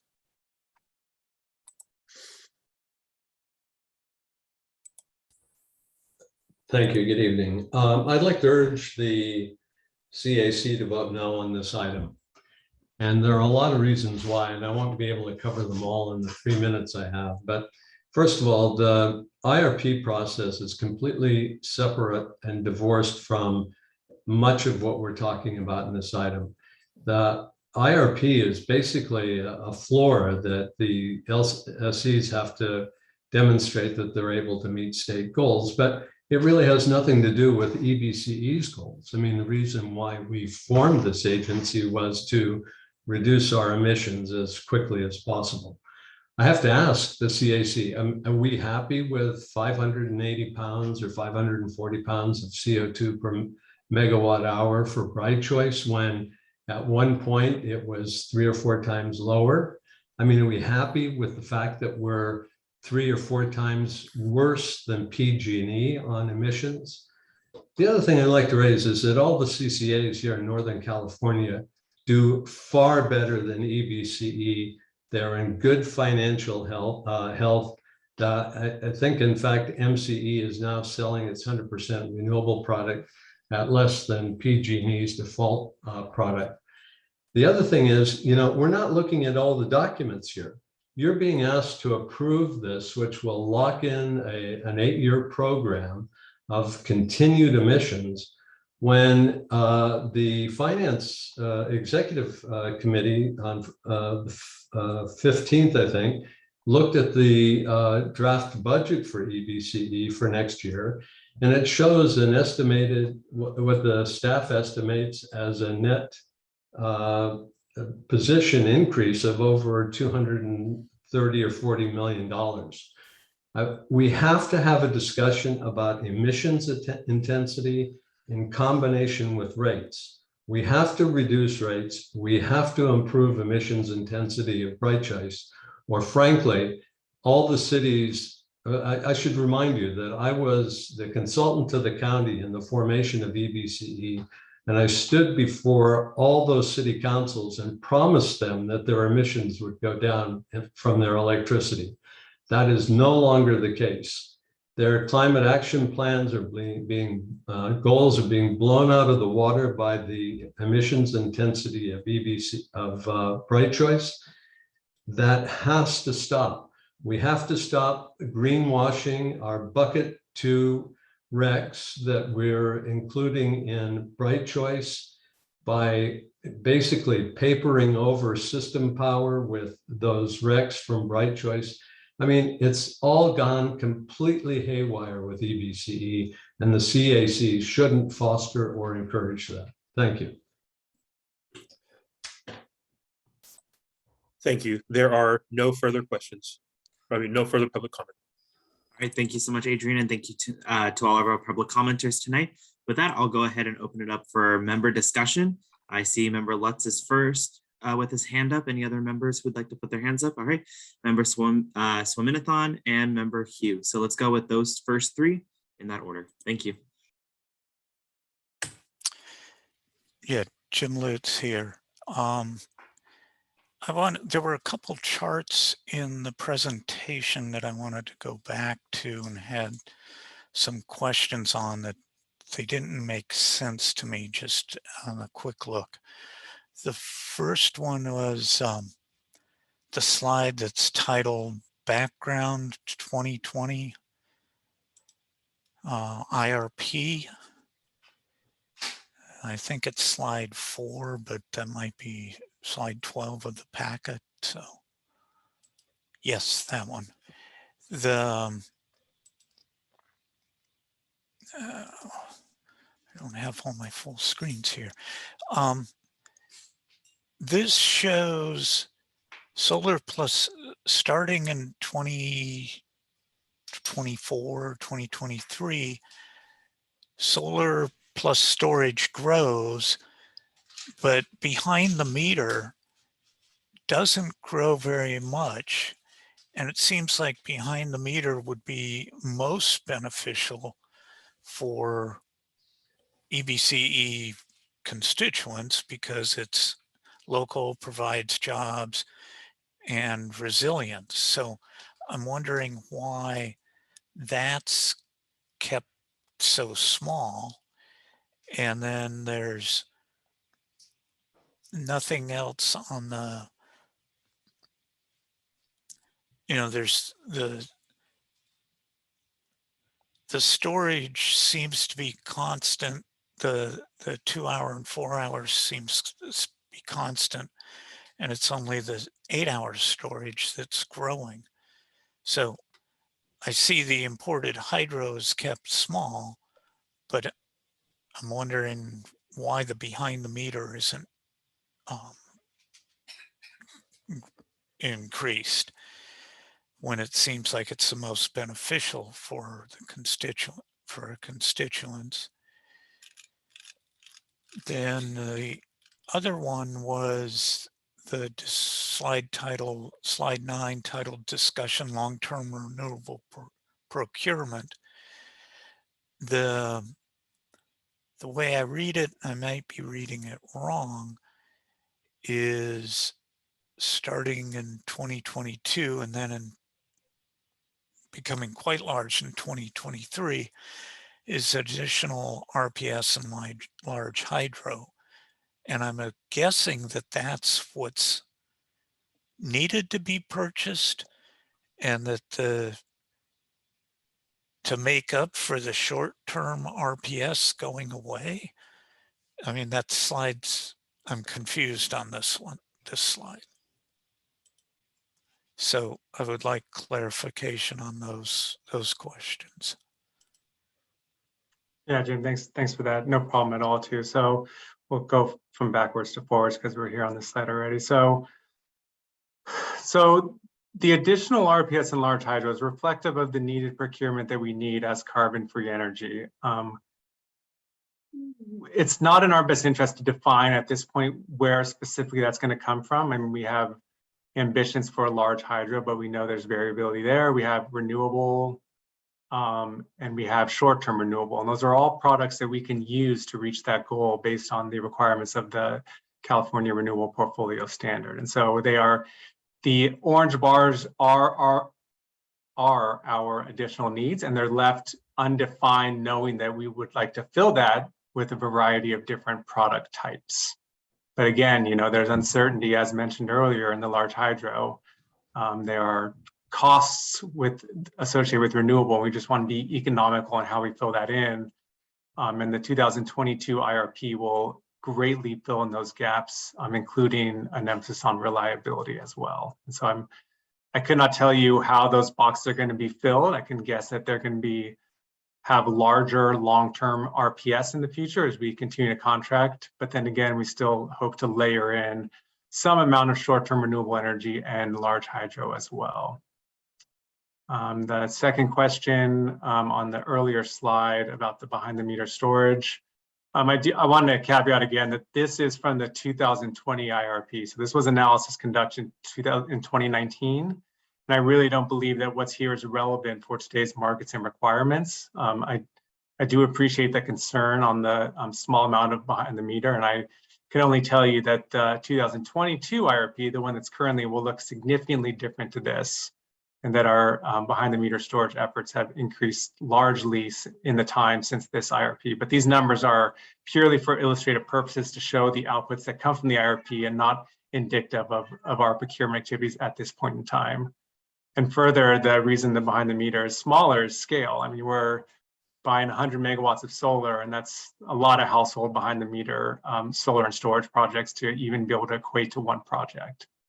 And so, you know, this block can be relevant to, I'm not guessing, but many more households where a single project could be a bigger chunk of this. If you use the scale on the other side, you can see the magnitude, and you can imagine at 500 kilowatts how many houses that is to get to, 100 megawatts of a large scale project.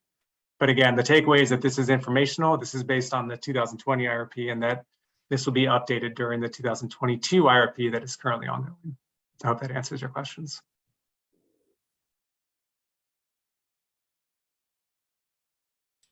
Yeah, that answer does. But it's just confusing that you're presenting plans based on the 2020, but you're expecting them change in the 2022 IRP. I mean, it makes sense. You have to, but. Well, I think the highlight was, and what might have been missing in the last presentation that was given in February, was that there wasn't enough work to show the analysis that went into the adopted December goal. And so the plan was to show what that analysis was, because that was requested, and to show what the IRP entails and what the outputs are for that, to kind of pave the way for the 2022 as well. And apologies for the confusion of using that graphic.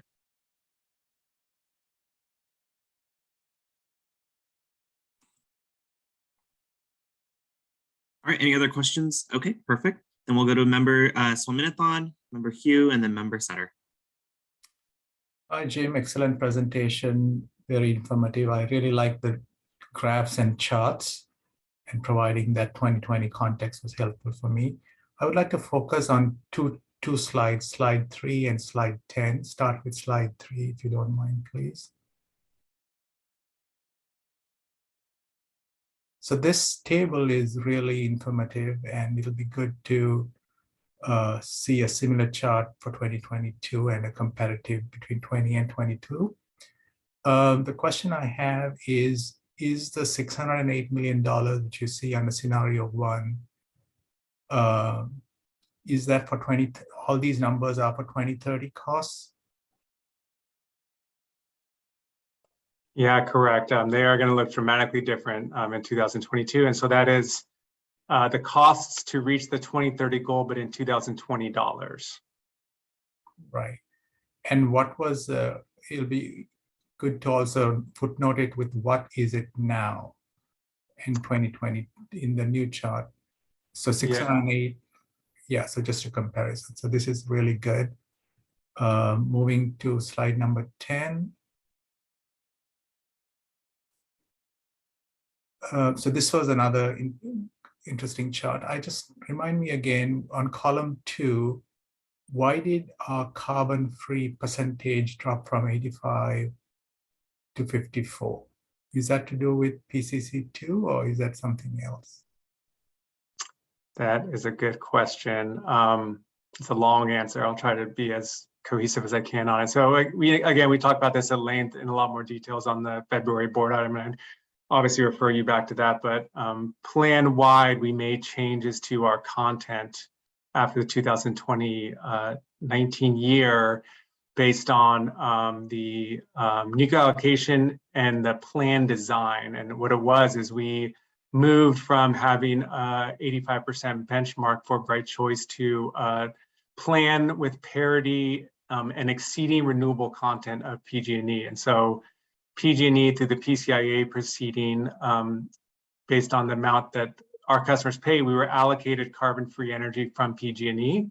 And so what we decided through the board adoption and as an organization was to chart to PG&E's renewable content, knowing that we would be as carbon-free as PG&E, which we were and exceeded, which again, I'm sorry, the chart's not here in those years, but when we talk about comparing to PG&E, we have to be really careful with the words we use, because yes, carbon-free or PG&E might have really low emissions, but at the same time, they have 42% nuclear in their portfolio. And so EBC can easily have the same emissions as PG&E, but our board made a pretty strong position to not allow nuclear in our portfolio, and that was the choice. And so if you were to add our renewable and our large hydro, we would be more carbon-free than PG&E. But PG&E can boast a low emission factor because they have almost half their portfolio has nuclear energy from Diablo.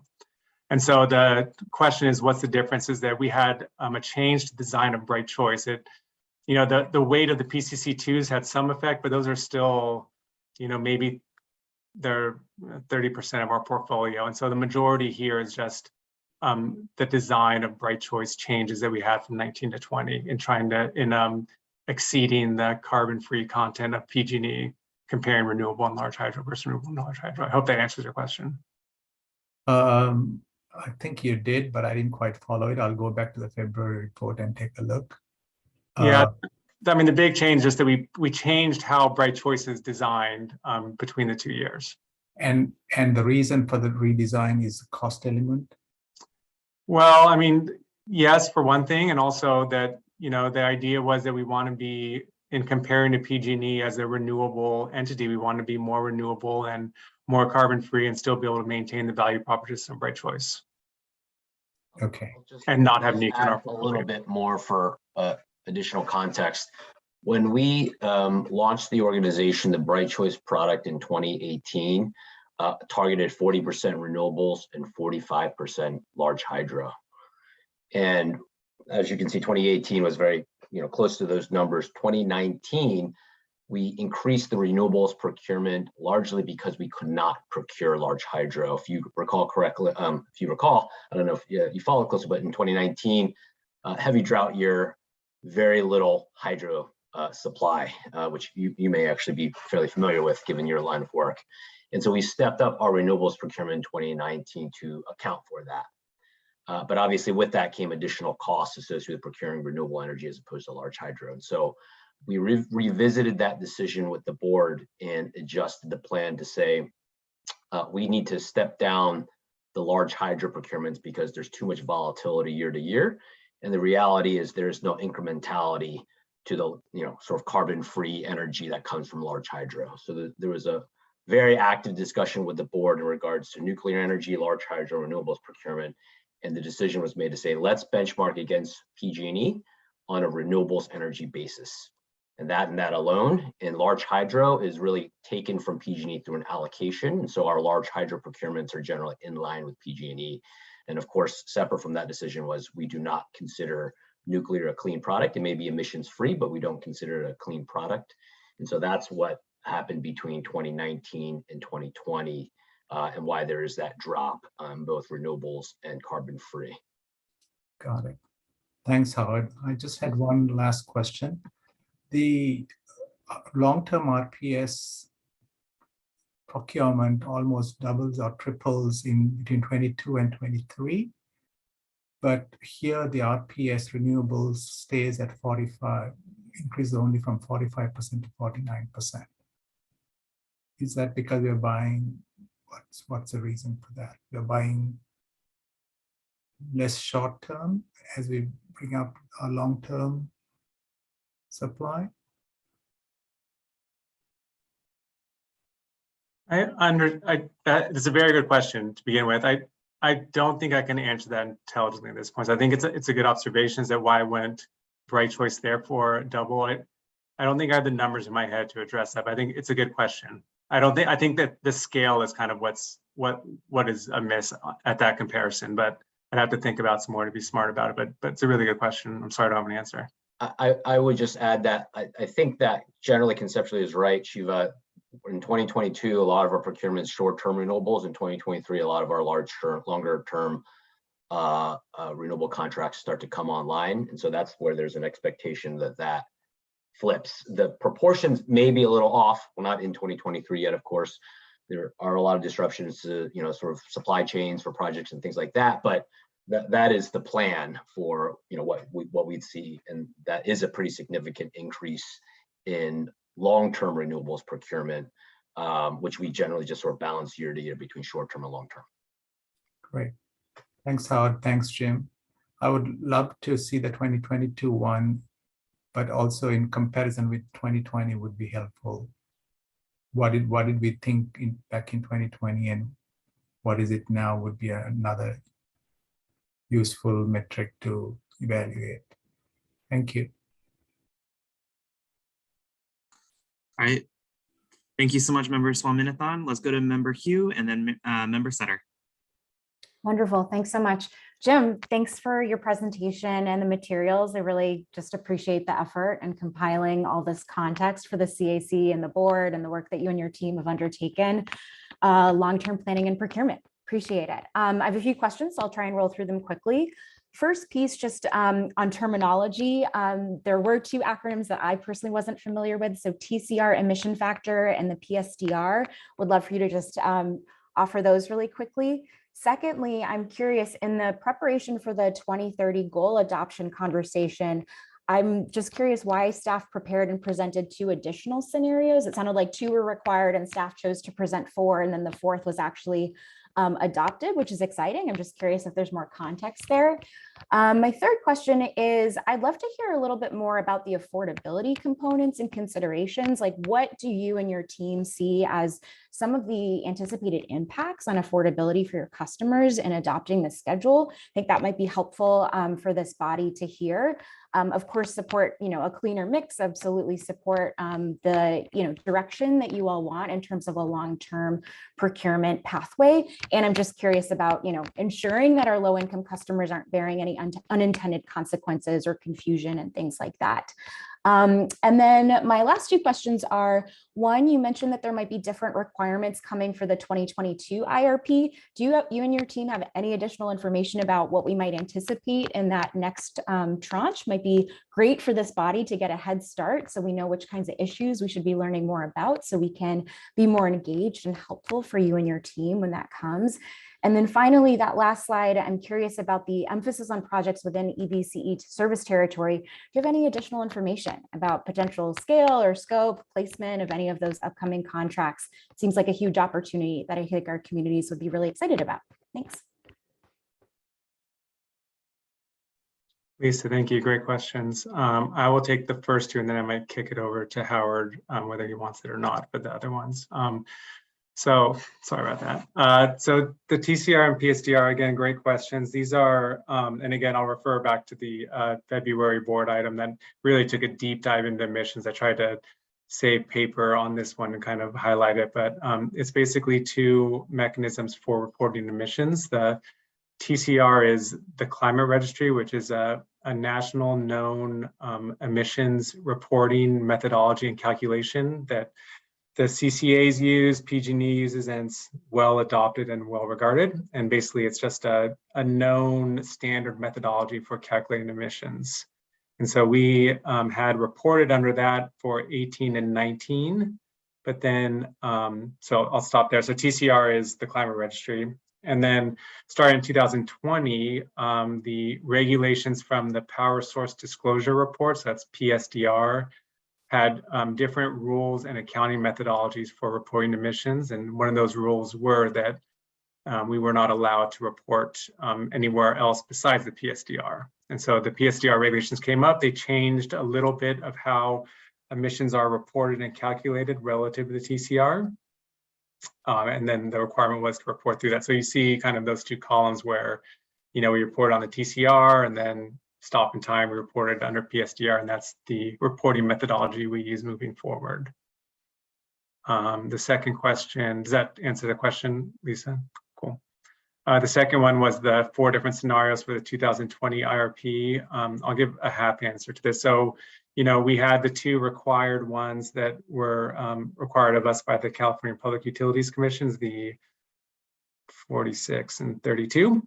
And then I believe that we then took it upon ourselves and with board direction to then do robust modeling and scenario analysis for 2 other more aggressive ones. And so the idea was that we can present to the board a more aggressive emission target for 2030 that can really kind of set us above the state mandate and the state targets. And so the required emission targets are based on the state level emission goals, but the board directed staff to look at a more aggressive emissions goal for 2030. And so we ran the modeling and the analysis for the 0 emission 2030 target.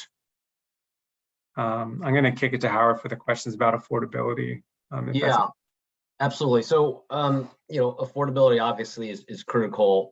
You have to balance our procurement targets with, what are the rates that we're charging our customers.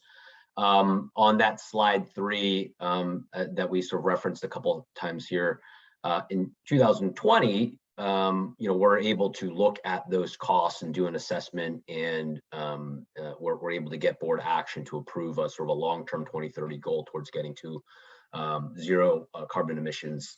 As Jim already kind of referenced, at least at a high level, 2022, we expect those numbers to change. We would expect that, anytime we run an IRP, there's just so many moving factors and inputs. But in particular, we've seen over the last 2 years a significant amount of energy price volatility, and specifically upward, price pressure on power. So, I fully expect those numbers will increase. It's hard to know on a relative basis, scenarios 1, 2, 3, 4, if those rough percentages will stay the same. I would generally expect them to be consistent-ish. But again, subject to change as we do more evaluation, and quite frankly, over the next kind of 4 to 6 months, we'll be doing a lot more detailed analysis to really determine that. With that said, obviously we're setting a path forward ahead of us with a more detailed schedule from what was approved. And those have affordability implications and questions, right? Cost implications for sure. And so I think we set this schedule with the idea that we believe we can be competitive with PG&E and provide energy to our customers affordably. And we hope that we can exceed the floor of sort of these procurement targets if budget is strong, depending on what is available in the market and what continues to get developed over the next 8 years or so.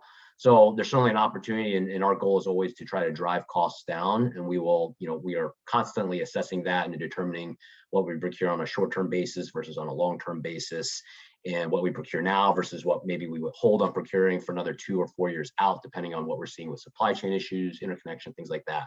A lot of different sort of unknowns, but we try to make assumptions and with the goal of trying to drive down costs. But I think it's a completely valid question. I think we have set the schedule with the hope and the expectation that we can continue to be competitive with PG&E. And if ever there is a challenge to that, we would of course raise that to the board and reassess what we do from a budget perspective and what we do from a procurement target perspective. But certainly from a short-term basis, what we're looking at with the schedule in 22, 23, 24, we have more confidence, more visibility towards, and we think those are the right numbers to sort of set forth. I think your last question was just on what do we anticipate we'll do in territory. I don't want to speak in too much detail there because we do have an ongoing active RFO right now where we're assessing projects. So, suffice it to say that we look very seriously at any in-county, in-territory projects that are proposed. They get additional scrutiny. We discuss with our board members in an ad hoc committee so that we can share more sort of sensitive, confidential information. What we've seen historically is that, unfortunately, there's a fairly limited pool of projects that typically get bid in. While we are fortunate to have a good deal of open land to allow for some more projects than some of our other sister CCA agencies, there still tends to be kind of 1-2 options to consider during any RFO. And so we're definitely actively evaluating that and taking that to heavy consideration. Lisa, you'd asked also about the 2022 IRP too, and what to look forward to at that cycle. And there is a little bit more interest in reliability, and so there's requirements for long duration storage over 4 hours.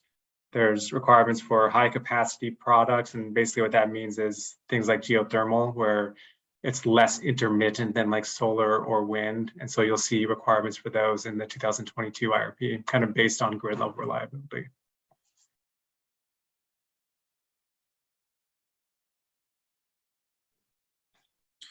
All right, we'll go to Member Sutter and then Member Pacheco. And then just to make sure, I just want to recognize the time. It is 8:08. And so if you do have any additional questions, please put your hands up and we'll just kind of go through those, and then we can make our motion if that sounds good with everybody. So any additional folks who want to ask a question, please put your hands up now. Okay, All right. thank you, William. I'll go ahead and ask my question.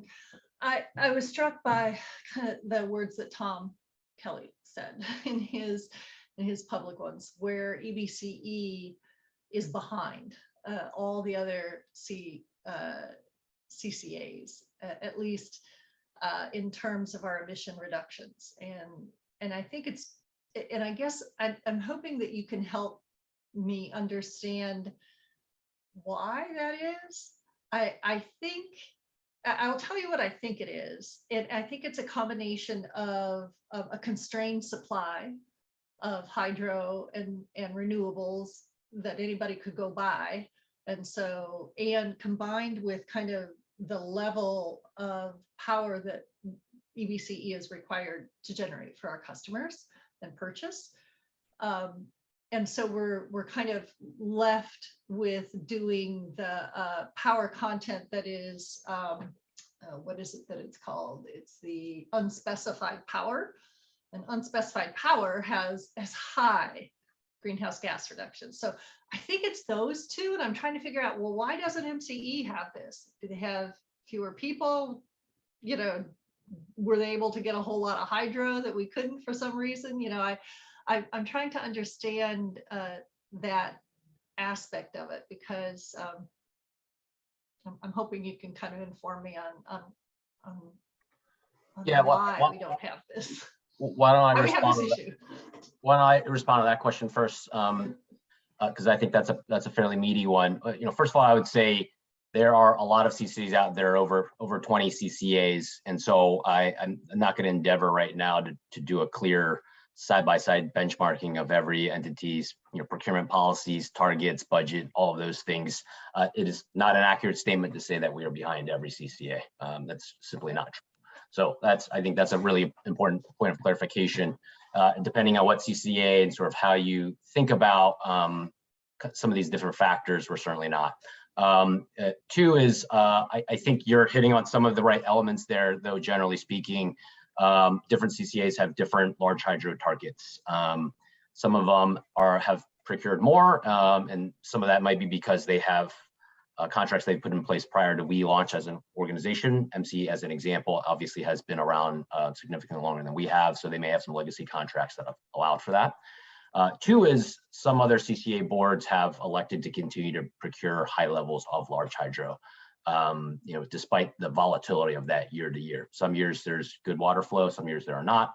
Obviously, in recent years here in California, we all know that we've been in pretty significant drought conditions. With that said, there obviously still is large hydro, it's just at a more expensive price. And so some CCAs have maintained sort of their target levels of wanting to procure higher percentages of large hydro despite the cost or availability risks. And so, that again, CCA to CCA, that's a little different. Third is some CCAs, although a fairly limited number, but some have accepted the nuclear allocation. So obviously that has a pretty significant impact on emissions level.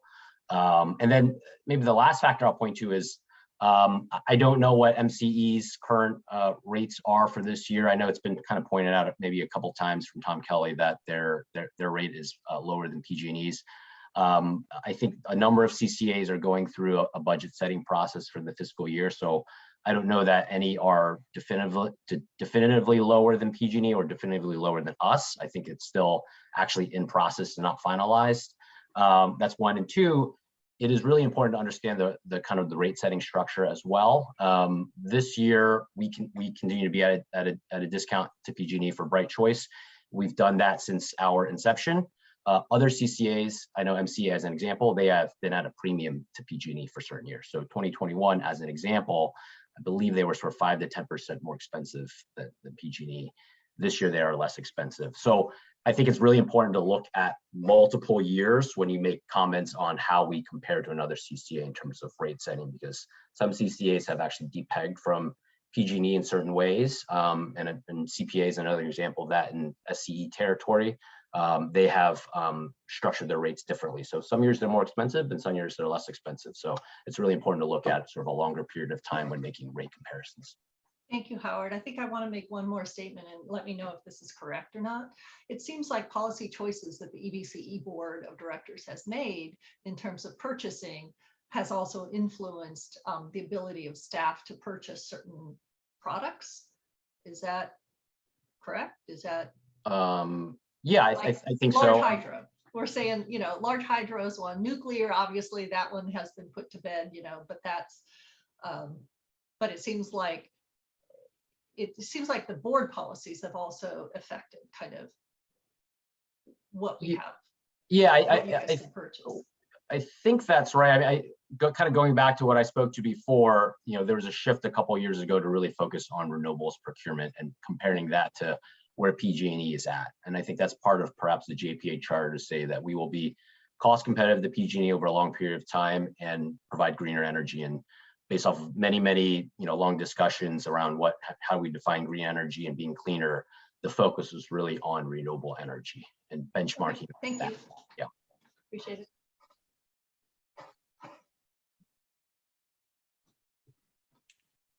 All right, Member Pacheco.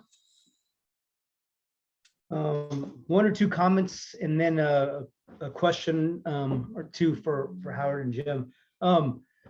I know that I and a lot of other members fully supported the board rejecting the PG&E nuclear allotment. And I did so, and I think the board did so with the understanding that our emissions were going to go up. I know that personally, I thought that was part of PG&E play around the PCIA that was going on at the time and a longer term play for trying to extend Diablo's life. So I'm comfortable with that. Also, part of the reason I supported that was it would push the agency to go towards renewables, be forced to be go faster towards renewables moving forward. I like your schedule. I appreciate it. I also appreciate the fact that there's repeated mention of local build out, which is an evergreen issue for us and a core issue for us. So thank you for that. I was looking for a little clarification.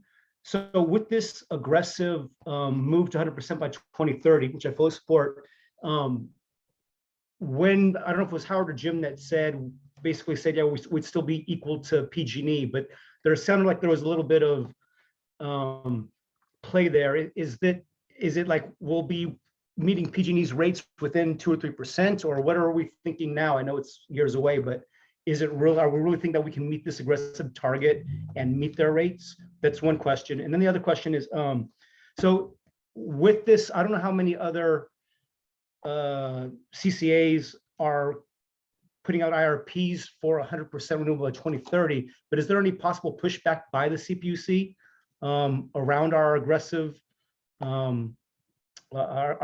schedule on this? And that's my questions.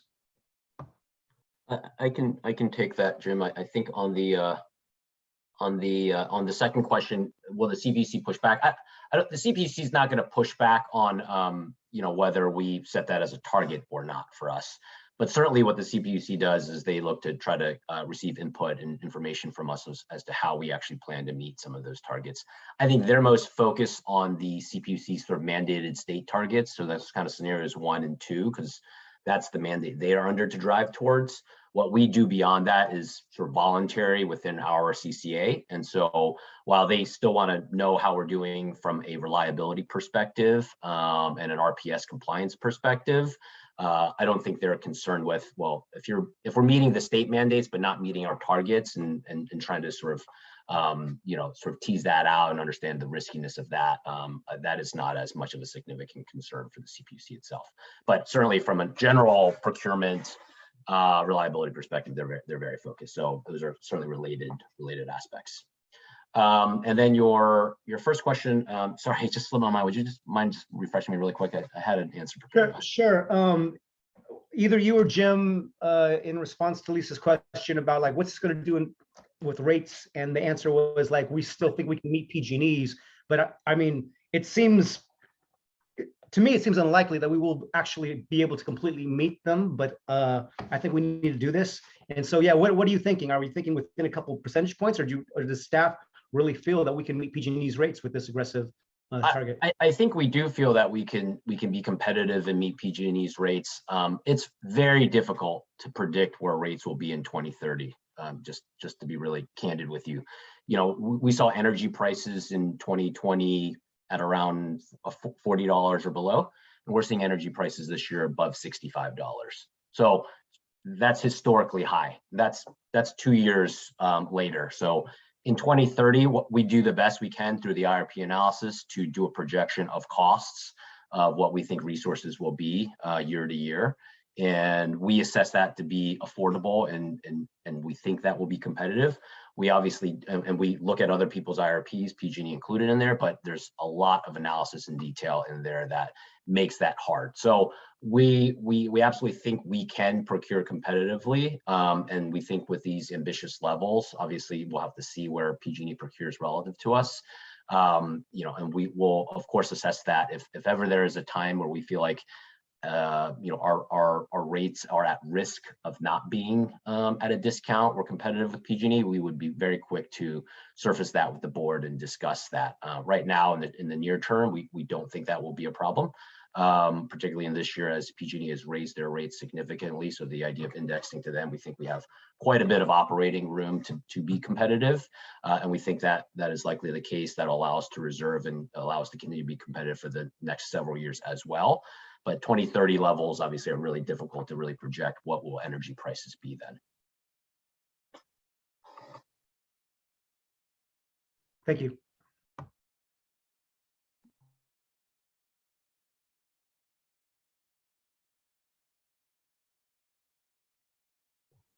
Member Landry? Yes, I have a couple of questions, please. So the first question I wanted to ask, is there any deadline for the submission of this, schedule? I mean, do we have to, approve it? Does this need to be approved at this coming board meeting? And I'd also like to ask, has been mentioned with large hydro and the precariousness of large hydro, especially since we are experiencing, no doubtably, the effects of climate change. Have we thought about, in addition to local build out, local renewable build out, have we thought about geothermal purchases within California? I know that over the weekend it was announced that I believe Sonoma Clean Energy purchased some geothermal assets in the Napa region. And I'd also like to have some clarification about the emissions, what emissions are associated with PCC2s, and why would that mix be considered, dirty? And if the PCIA charge is going down, could that mean that we could use some of those monies for more local investments and/or reducing rates for our customers?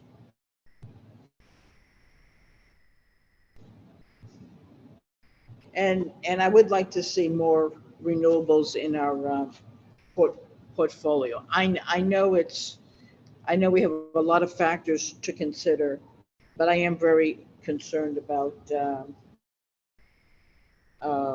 unnecessary carbon emissions.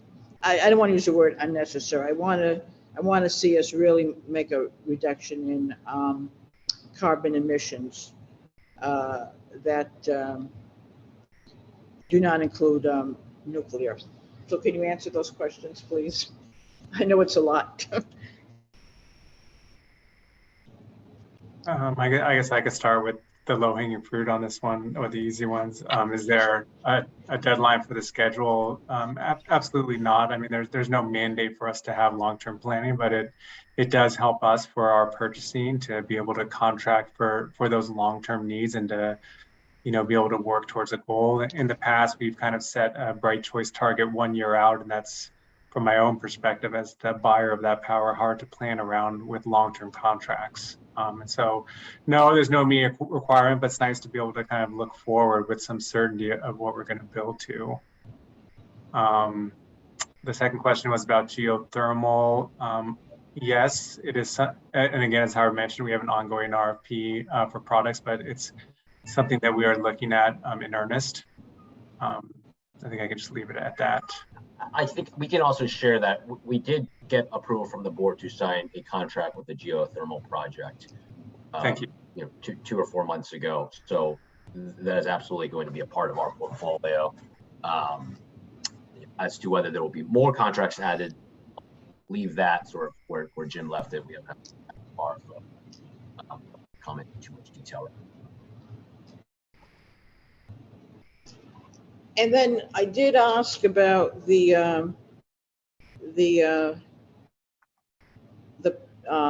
content of the PCC2s.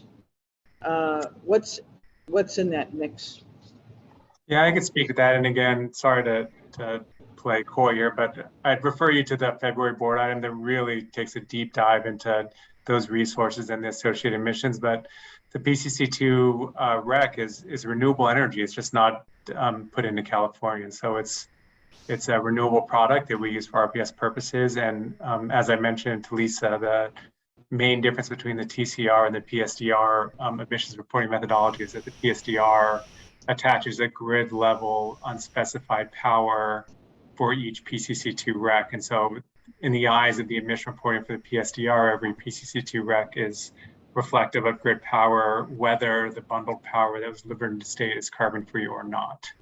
And again, it is not a substantial part of our emissions in 2020. It is, you know, something, but it is not the majority of our emissions from those previous years. It is a part of our portfolio that, you know, through this planning and through this process that we plan to reduce over time. And for more background, again, I'd refer you to the February informational board item that really takes a deep dive into the PC2s and what they are and what our plans are for them. Okay, and are those out of state? Are those assets coming from out of California, or does that have no bearing on it? Yeah, typically they're from out of state, and I'd say almost solely as well. Okay. And that renewable energy is just sunk within the western region and not directly into the state. Thank you.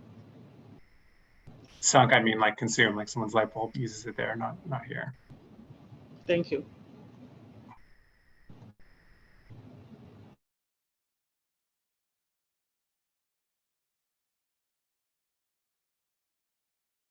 Go ahead, Member Lutz. Sorry about that. My mouse got sticky. Well, I was following on with, I guess, Mary Sutter's questions back to Tom Kelly saying that MCE's 100% renewable. Was less than PG&E's base rate, and I was just curious if that's actually the case, and what are they doing that EBCE isn't or can't do? And so that was just a question. Did I not respond to Mary's question answering that, or I'm happy You to did respond to reiterate. Mary's, but I was bringing up the additional point that I heard Tom say that MCE's current rates, current 100% was less than PG&E's base rate. And, you know, what are they doing that EBC isn't doing? Yeah, I feel like I'm sort of largely summarizing what I already stated, but I think it's important to look at rates across multiple years. I don't know what MCE's rate is exactly right now. I know a number of CCAs are going through a rate setting process as we speak. So Okay. I don't know that they're even finalized to be at that level. For example, I know that CPA is going through a rate setting process. So I think Tom has made reference in recent board meetings that CPA's rate is going to be lower than SCE's or at least more competitive. So I don't know. I don't want to say with certainty whether MCE has or has not set their rates. I'm not following those quite as closely.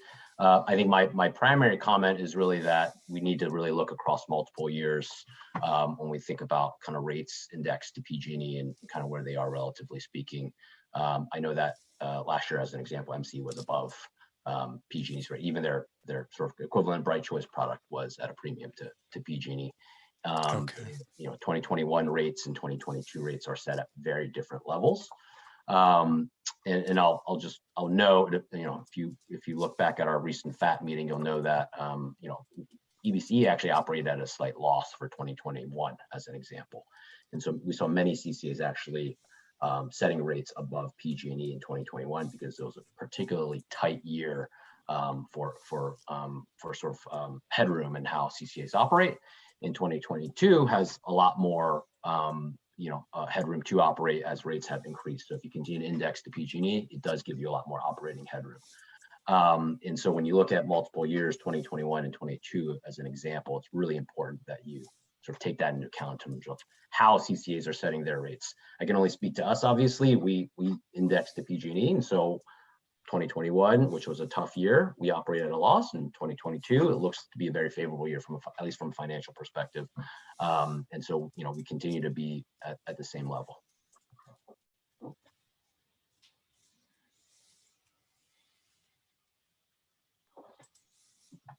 Does that answer your question? Yeah, that does. Go ahead, Jane, take over. Thanks, William. And thank you to staff for this presentation.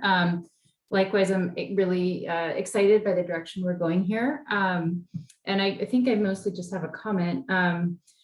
I think one thing that I would be great to see more of in here is, as some people have already mentioned, is just more of a discussion of the risks, that we're kind of faced with in achieving our goal. We're not the only entity reaching for a 2030 net zero emission goal. I think just today I read about another utility in Colorado that's made the same the same benchmark for 2030.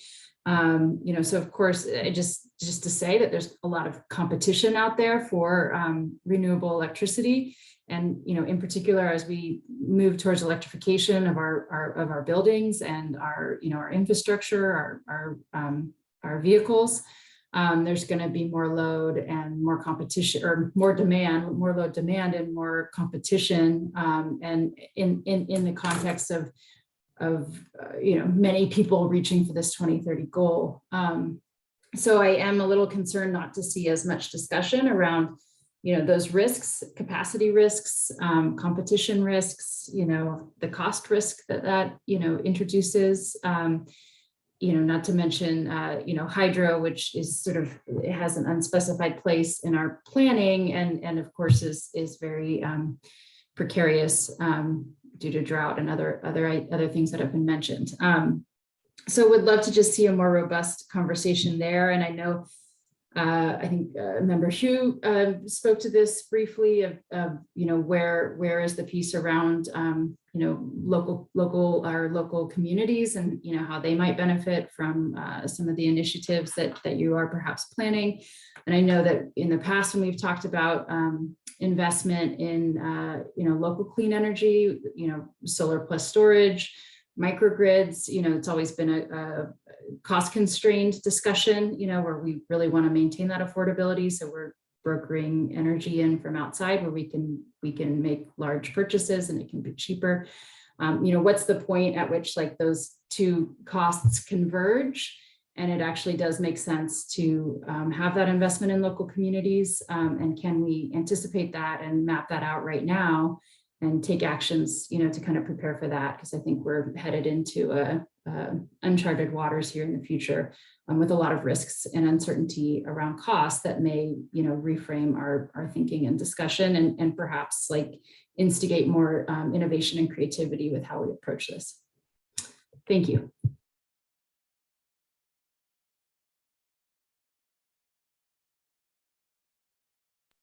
All right, I think that concludes our member questions. I hope that you have all thought about a motion, so I'm here to entertain any motions that anyone wants to make right now.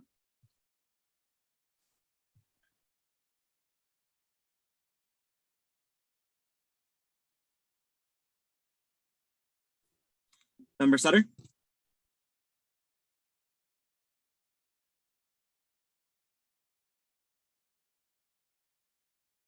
I believe you're on mute if you're talking. The document itself indicates that the recommendation from staff is to adopt the schedule with annual power procurement goals for renewable and carbon-free electricity purchases as a path to reach zero emission electricity by 2030. And given the complexity of what we've talked about here, I put forward a motion to adopt the staff recommendation. Second. All right. Member Sutter motions and Member Pacheco seconds. H. Yes, Great, thank Member you. Landry, to say something.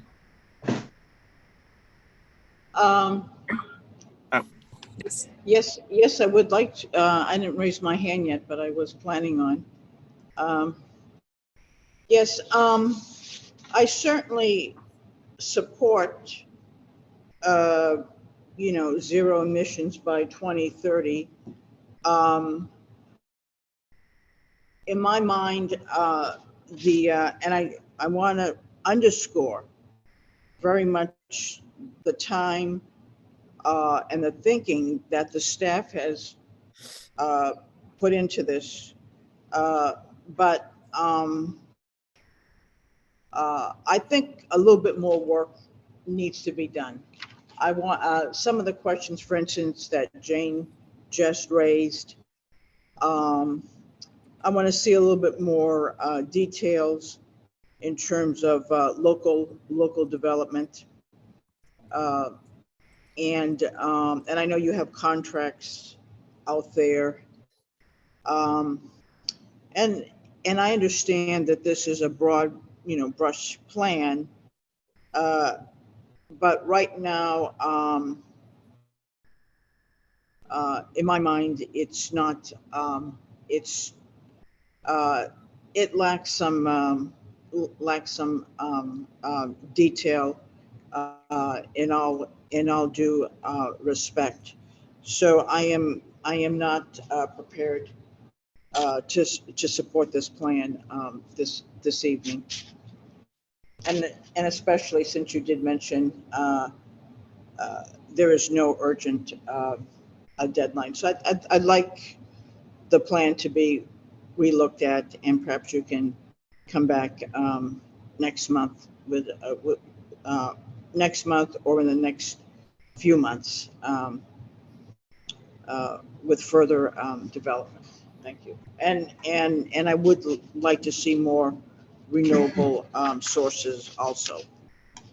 Thank you. All right, thank you for that. We do have a motion, so Adrian, please call roll. Great, thank you very much. Member Landry? No. Member Frank? No. No?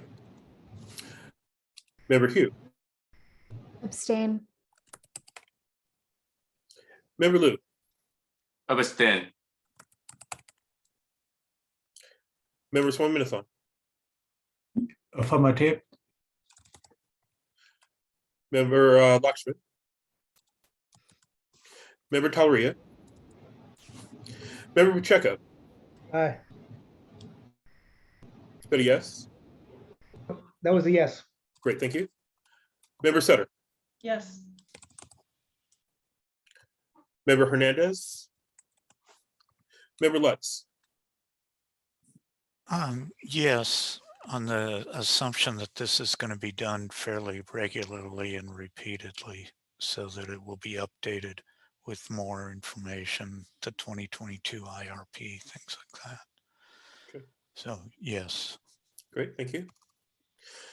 Member Mutzenberg or Chair Mutzenberg? Abstain. The measure does not pass. All right. So Adrian, with that, if the measure doesn't pass or the motion doesn't pass, are we able to bring this back at a later or for a later meeting, or should I entertain another motion, or would that require another motion? I think the motion has this motion has failed. We can entertain another motion. Adrian, can you give us the counts of yeses, nos, and abstentions, please?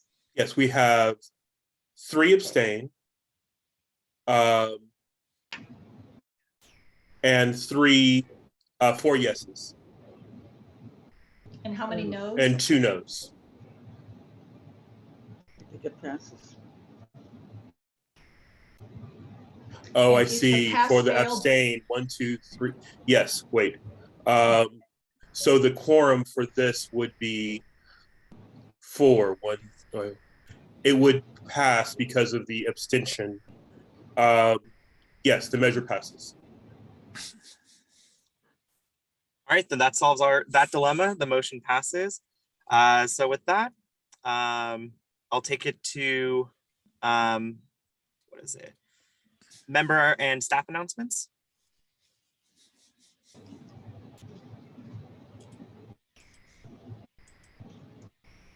Please raise your hand if you plan on making an announcement. No, no announcement. All right. So with that, I did want to ask about placing, I know that our budget is coming up, and so I just wanted to make sure, will that be reviewed at our next meeting, or will we be reviewing that again in June? We're gonna, we did a preliminary draft review of that at the FAP, just as an FYI, if anyone wants to look at those materials. And we will bring a draft initial budget to the board at the regular board meeting in May. And then June would be where we would seek to pass it. Okay, so CAC would see it in June. No, you could see it in May, just as. Oh, in May. Okay, just that's what I wanted to make sure. Okay. Yeah. So with that, I see Member Pacheco's hands up. So I just really wanted to just quickly mention, so any items that I would want to see, for example, in the budget, I'd wait until it's brought up in the budget item rather than making them an item to be placed on the agenda right now. If it was a budget related item.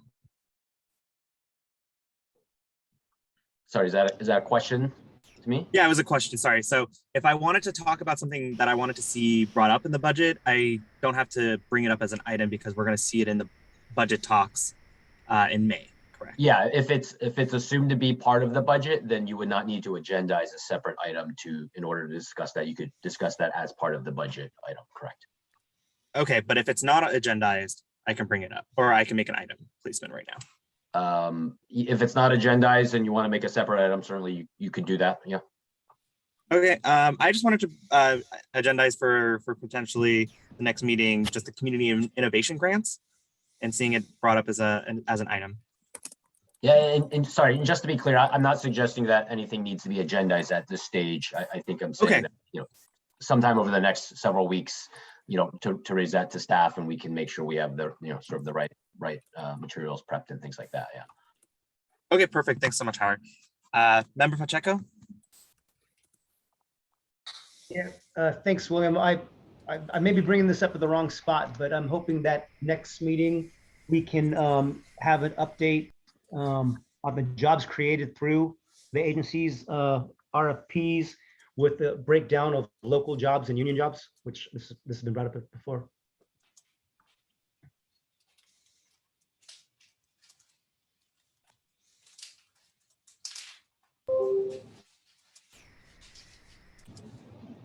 Member Lange. Yes, along with what Member Pacheco just said, it was noted in the April minutes. It said a future meeting, so I guess I didn't specify a future meeting. I didn't, excuse me, I didn't specify a month.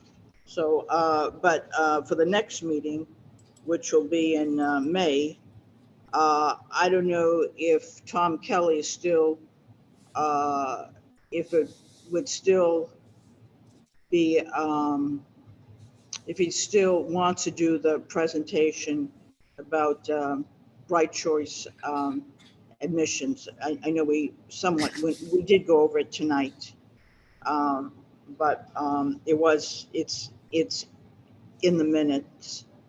And yes, and whoever makes the report out to the board this Wednesday, hopefully will discuss, how this vote was nuanced, that, we didn't have complete agreement on this subject here. Thank you. All right, thank you. Yeah, I'll coordinate with Adrian and Olivia again and request that Tom Kelly submit an email to the three of us on this topic. Does that work, Adrian? Yes. Okay, perfect. All right, any other items? All right, looks like there's no other items. So with that, if there's no other things to bring up, then we'll adjourn and we'll reconvene on Monday, May 16th. Thank you. All right, thank you so much, everyone. Thank you.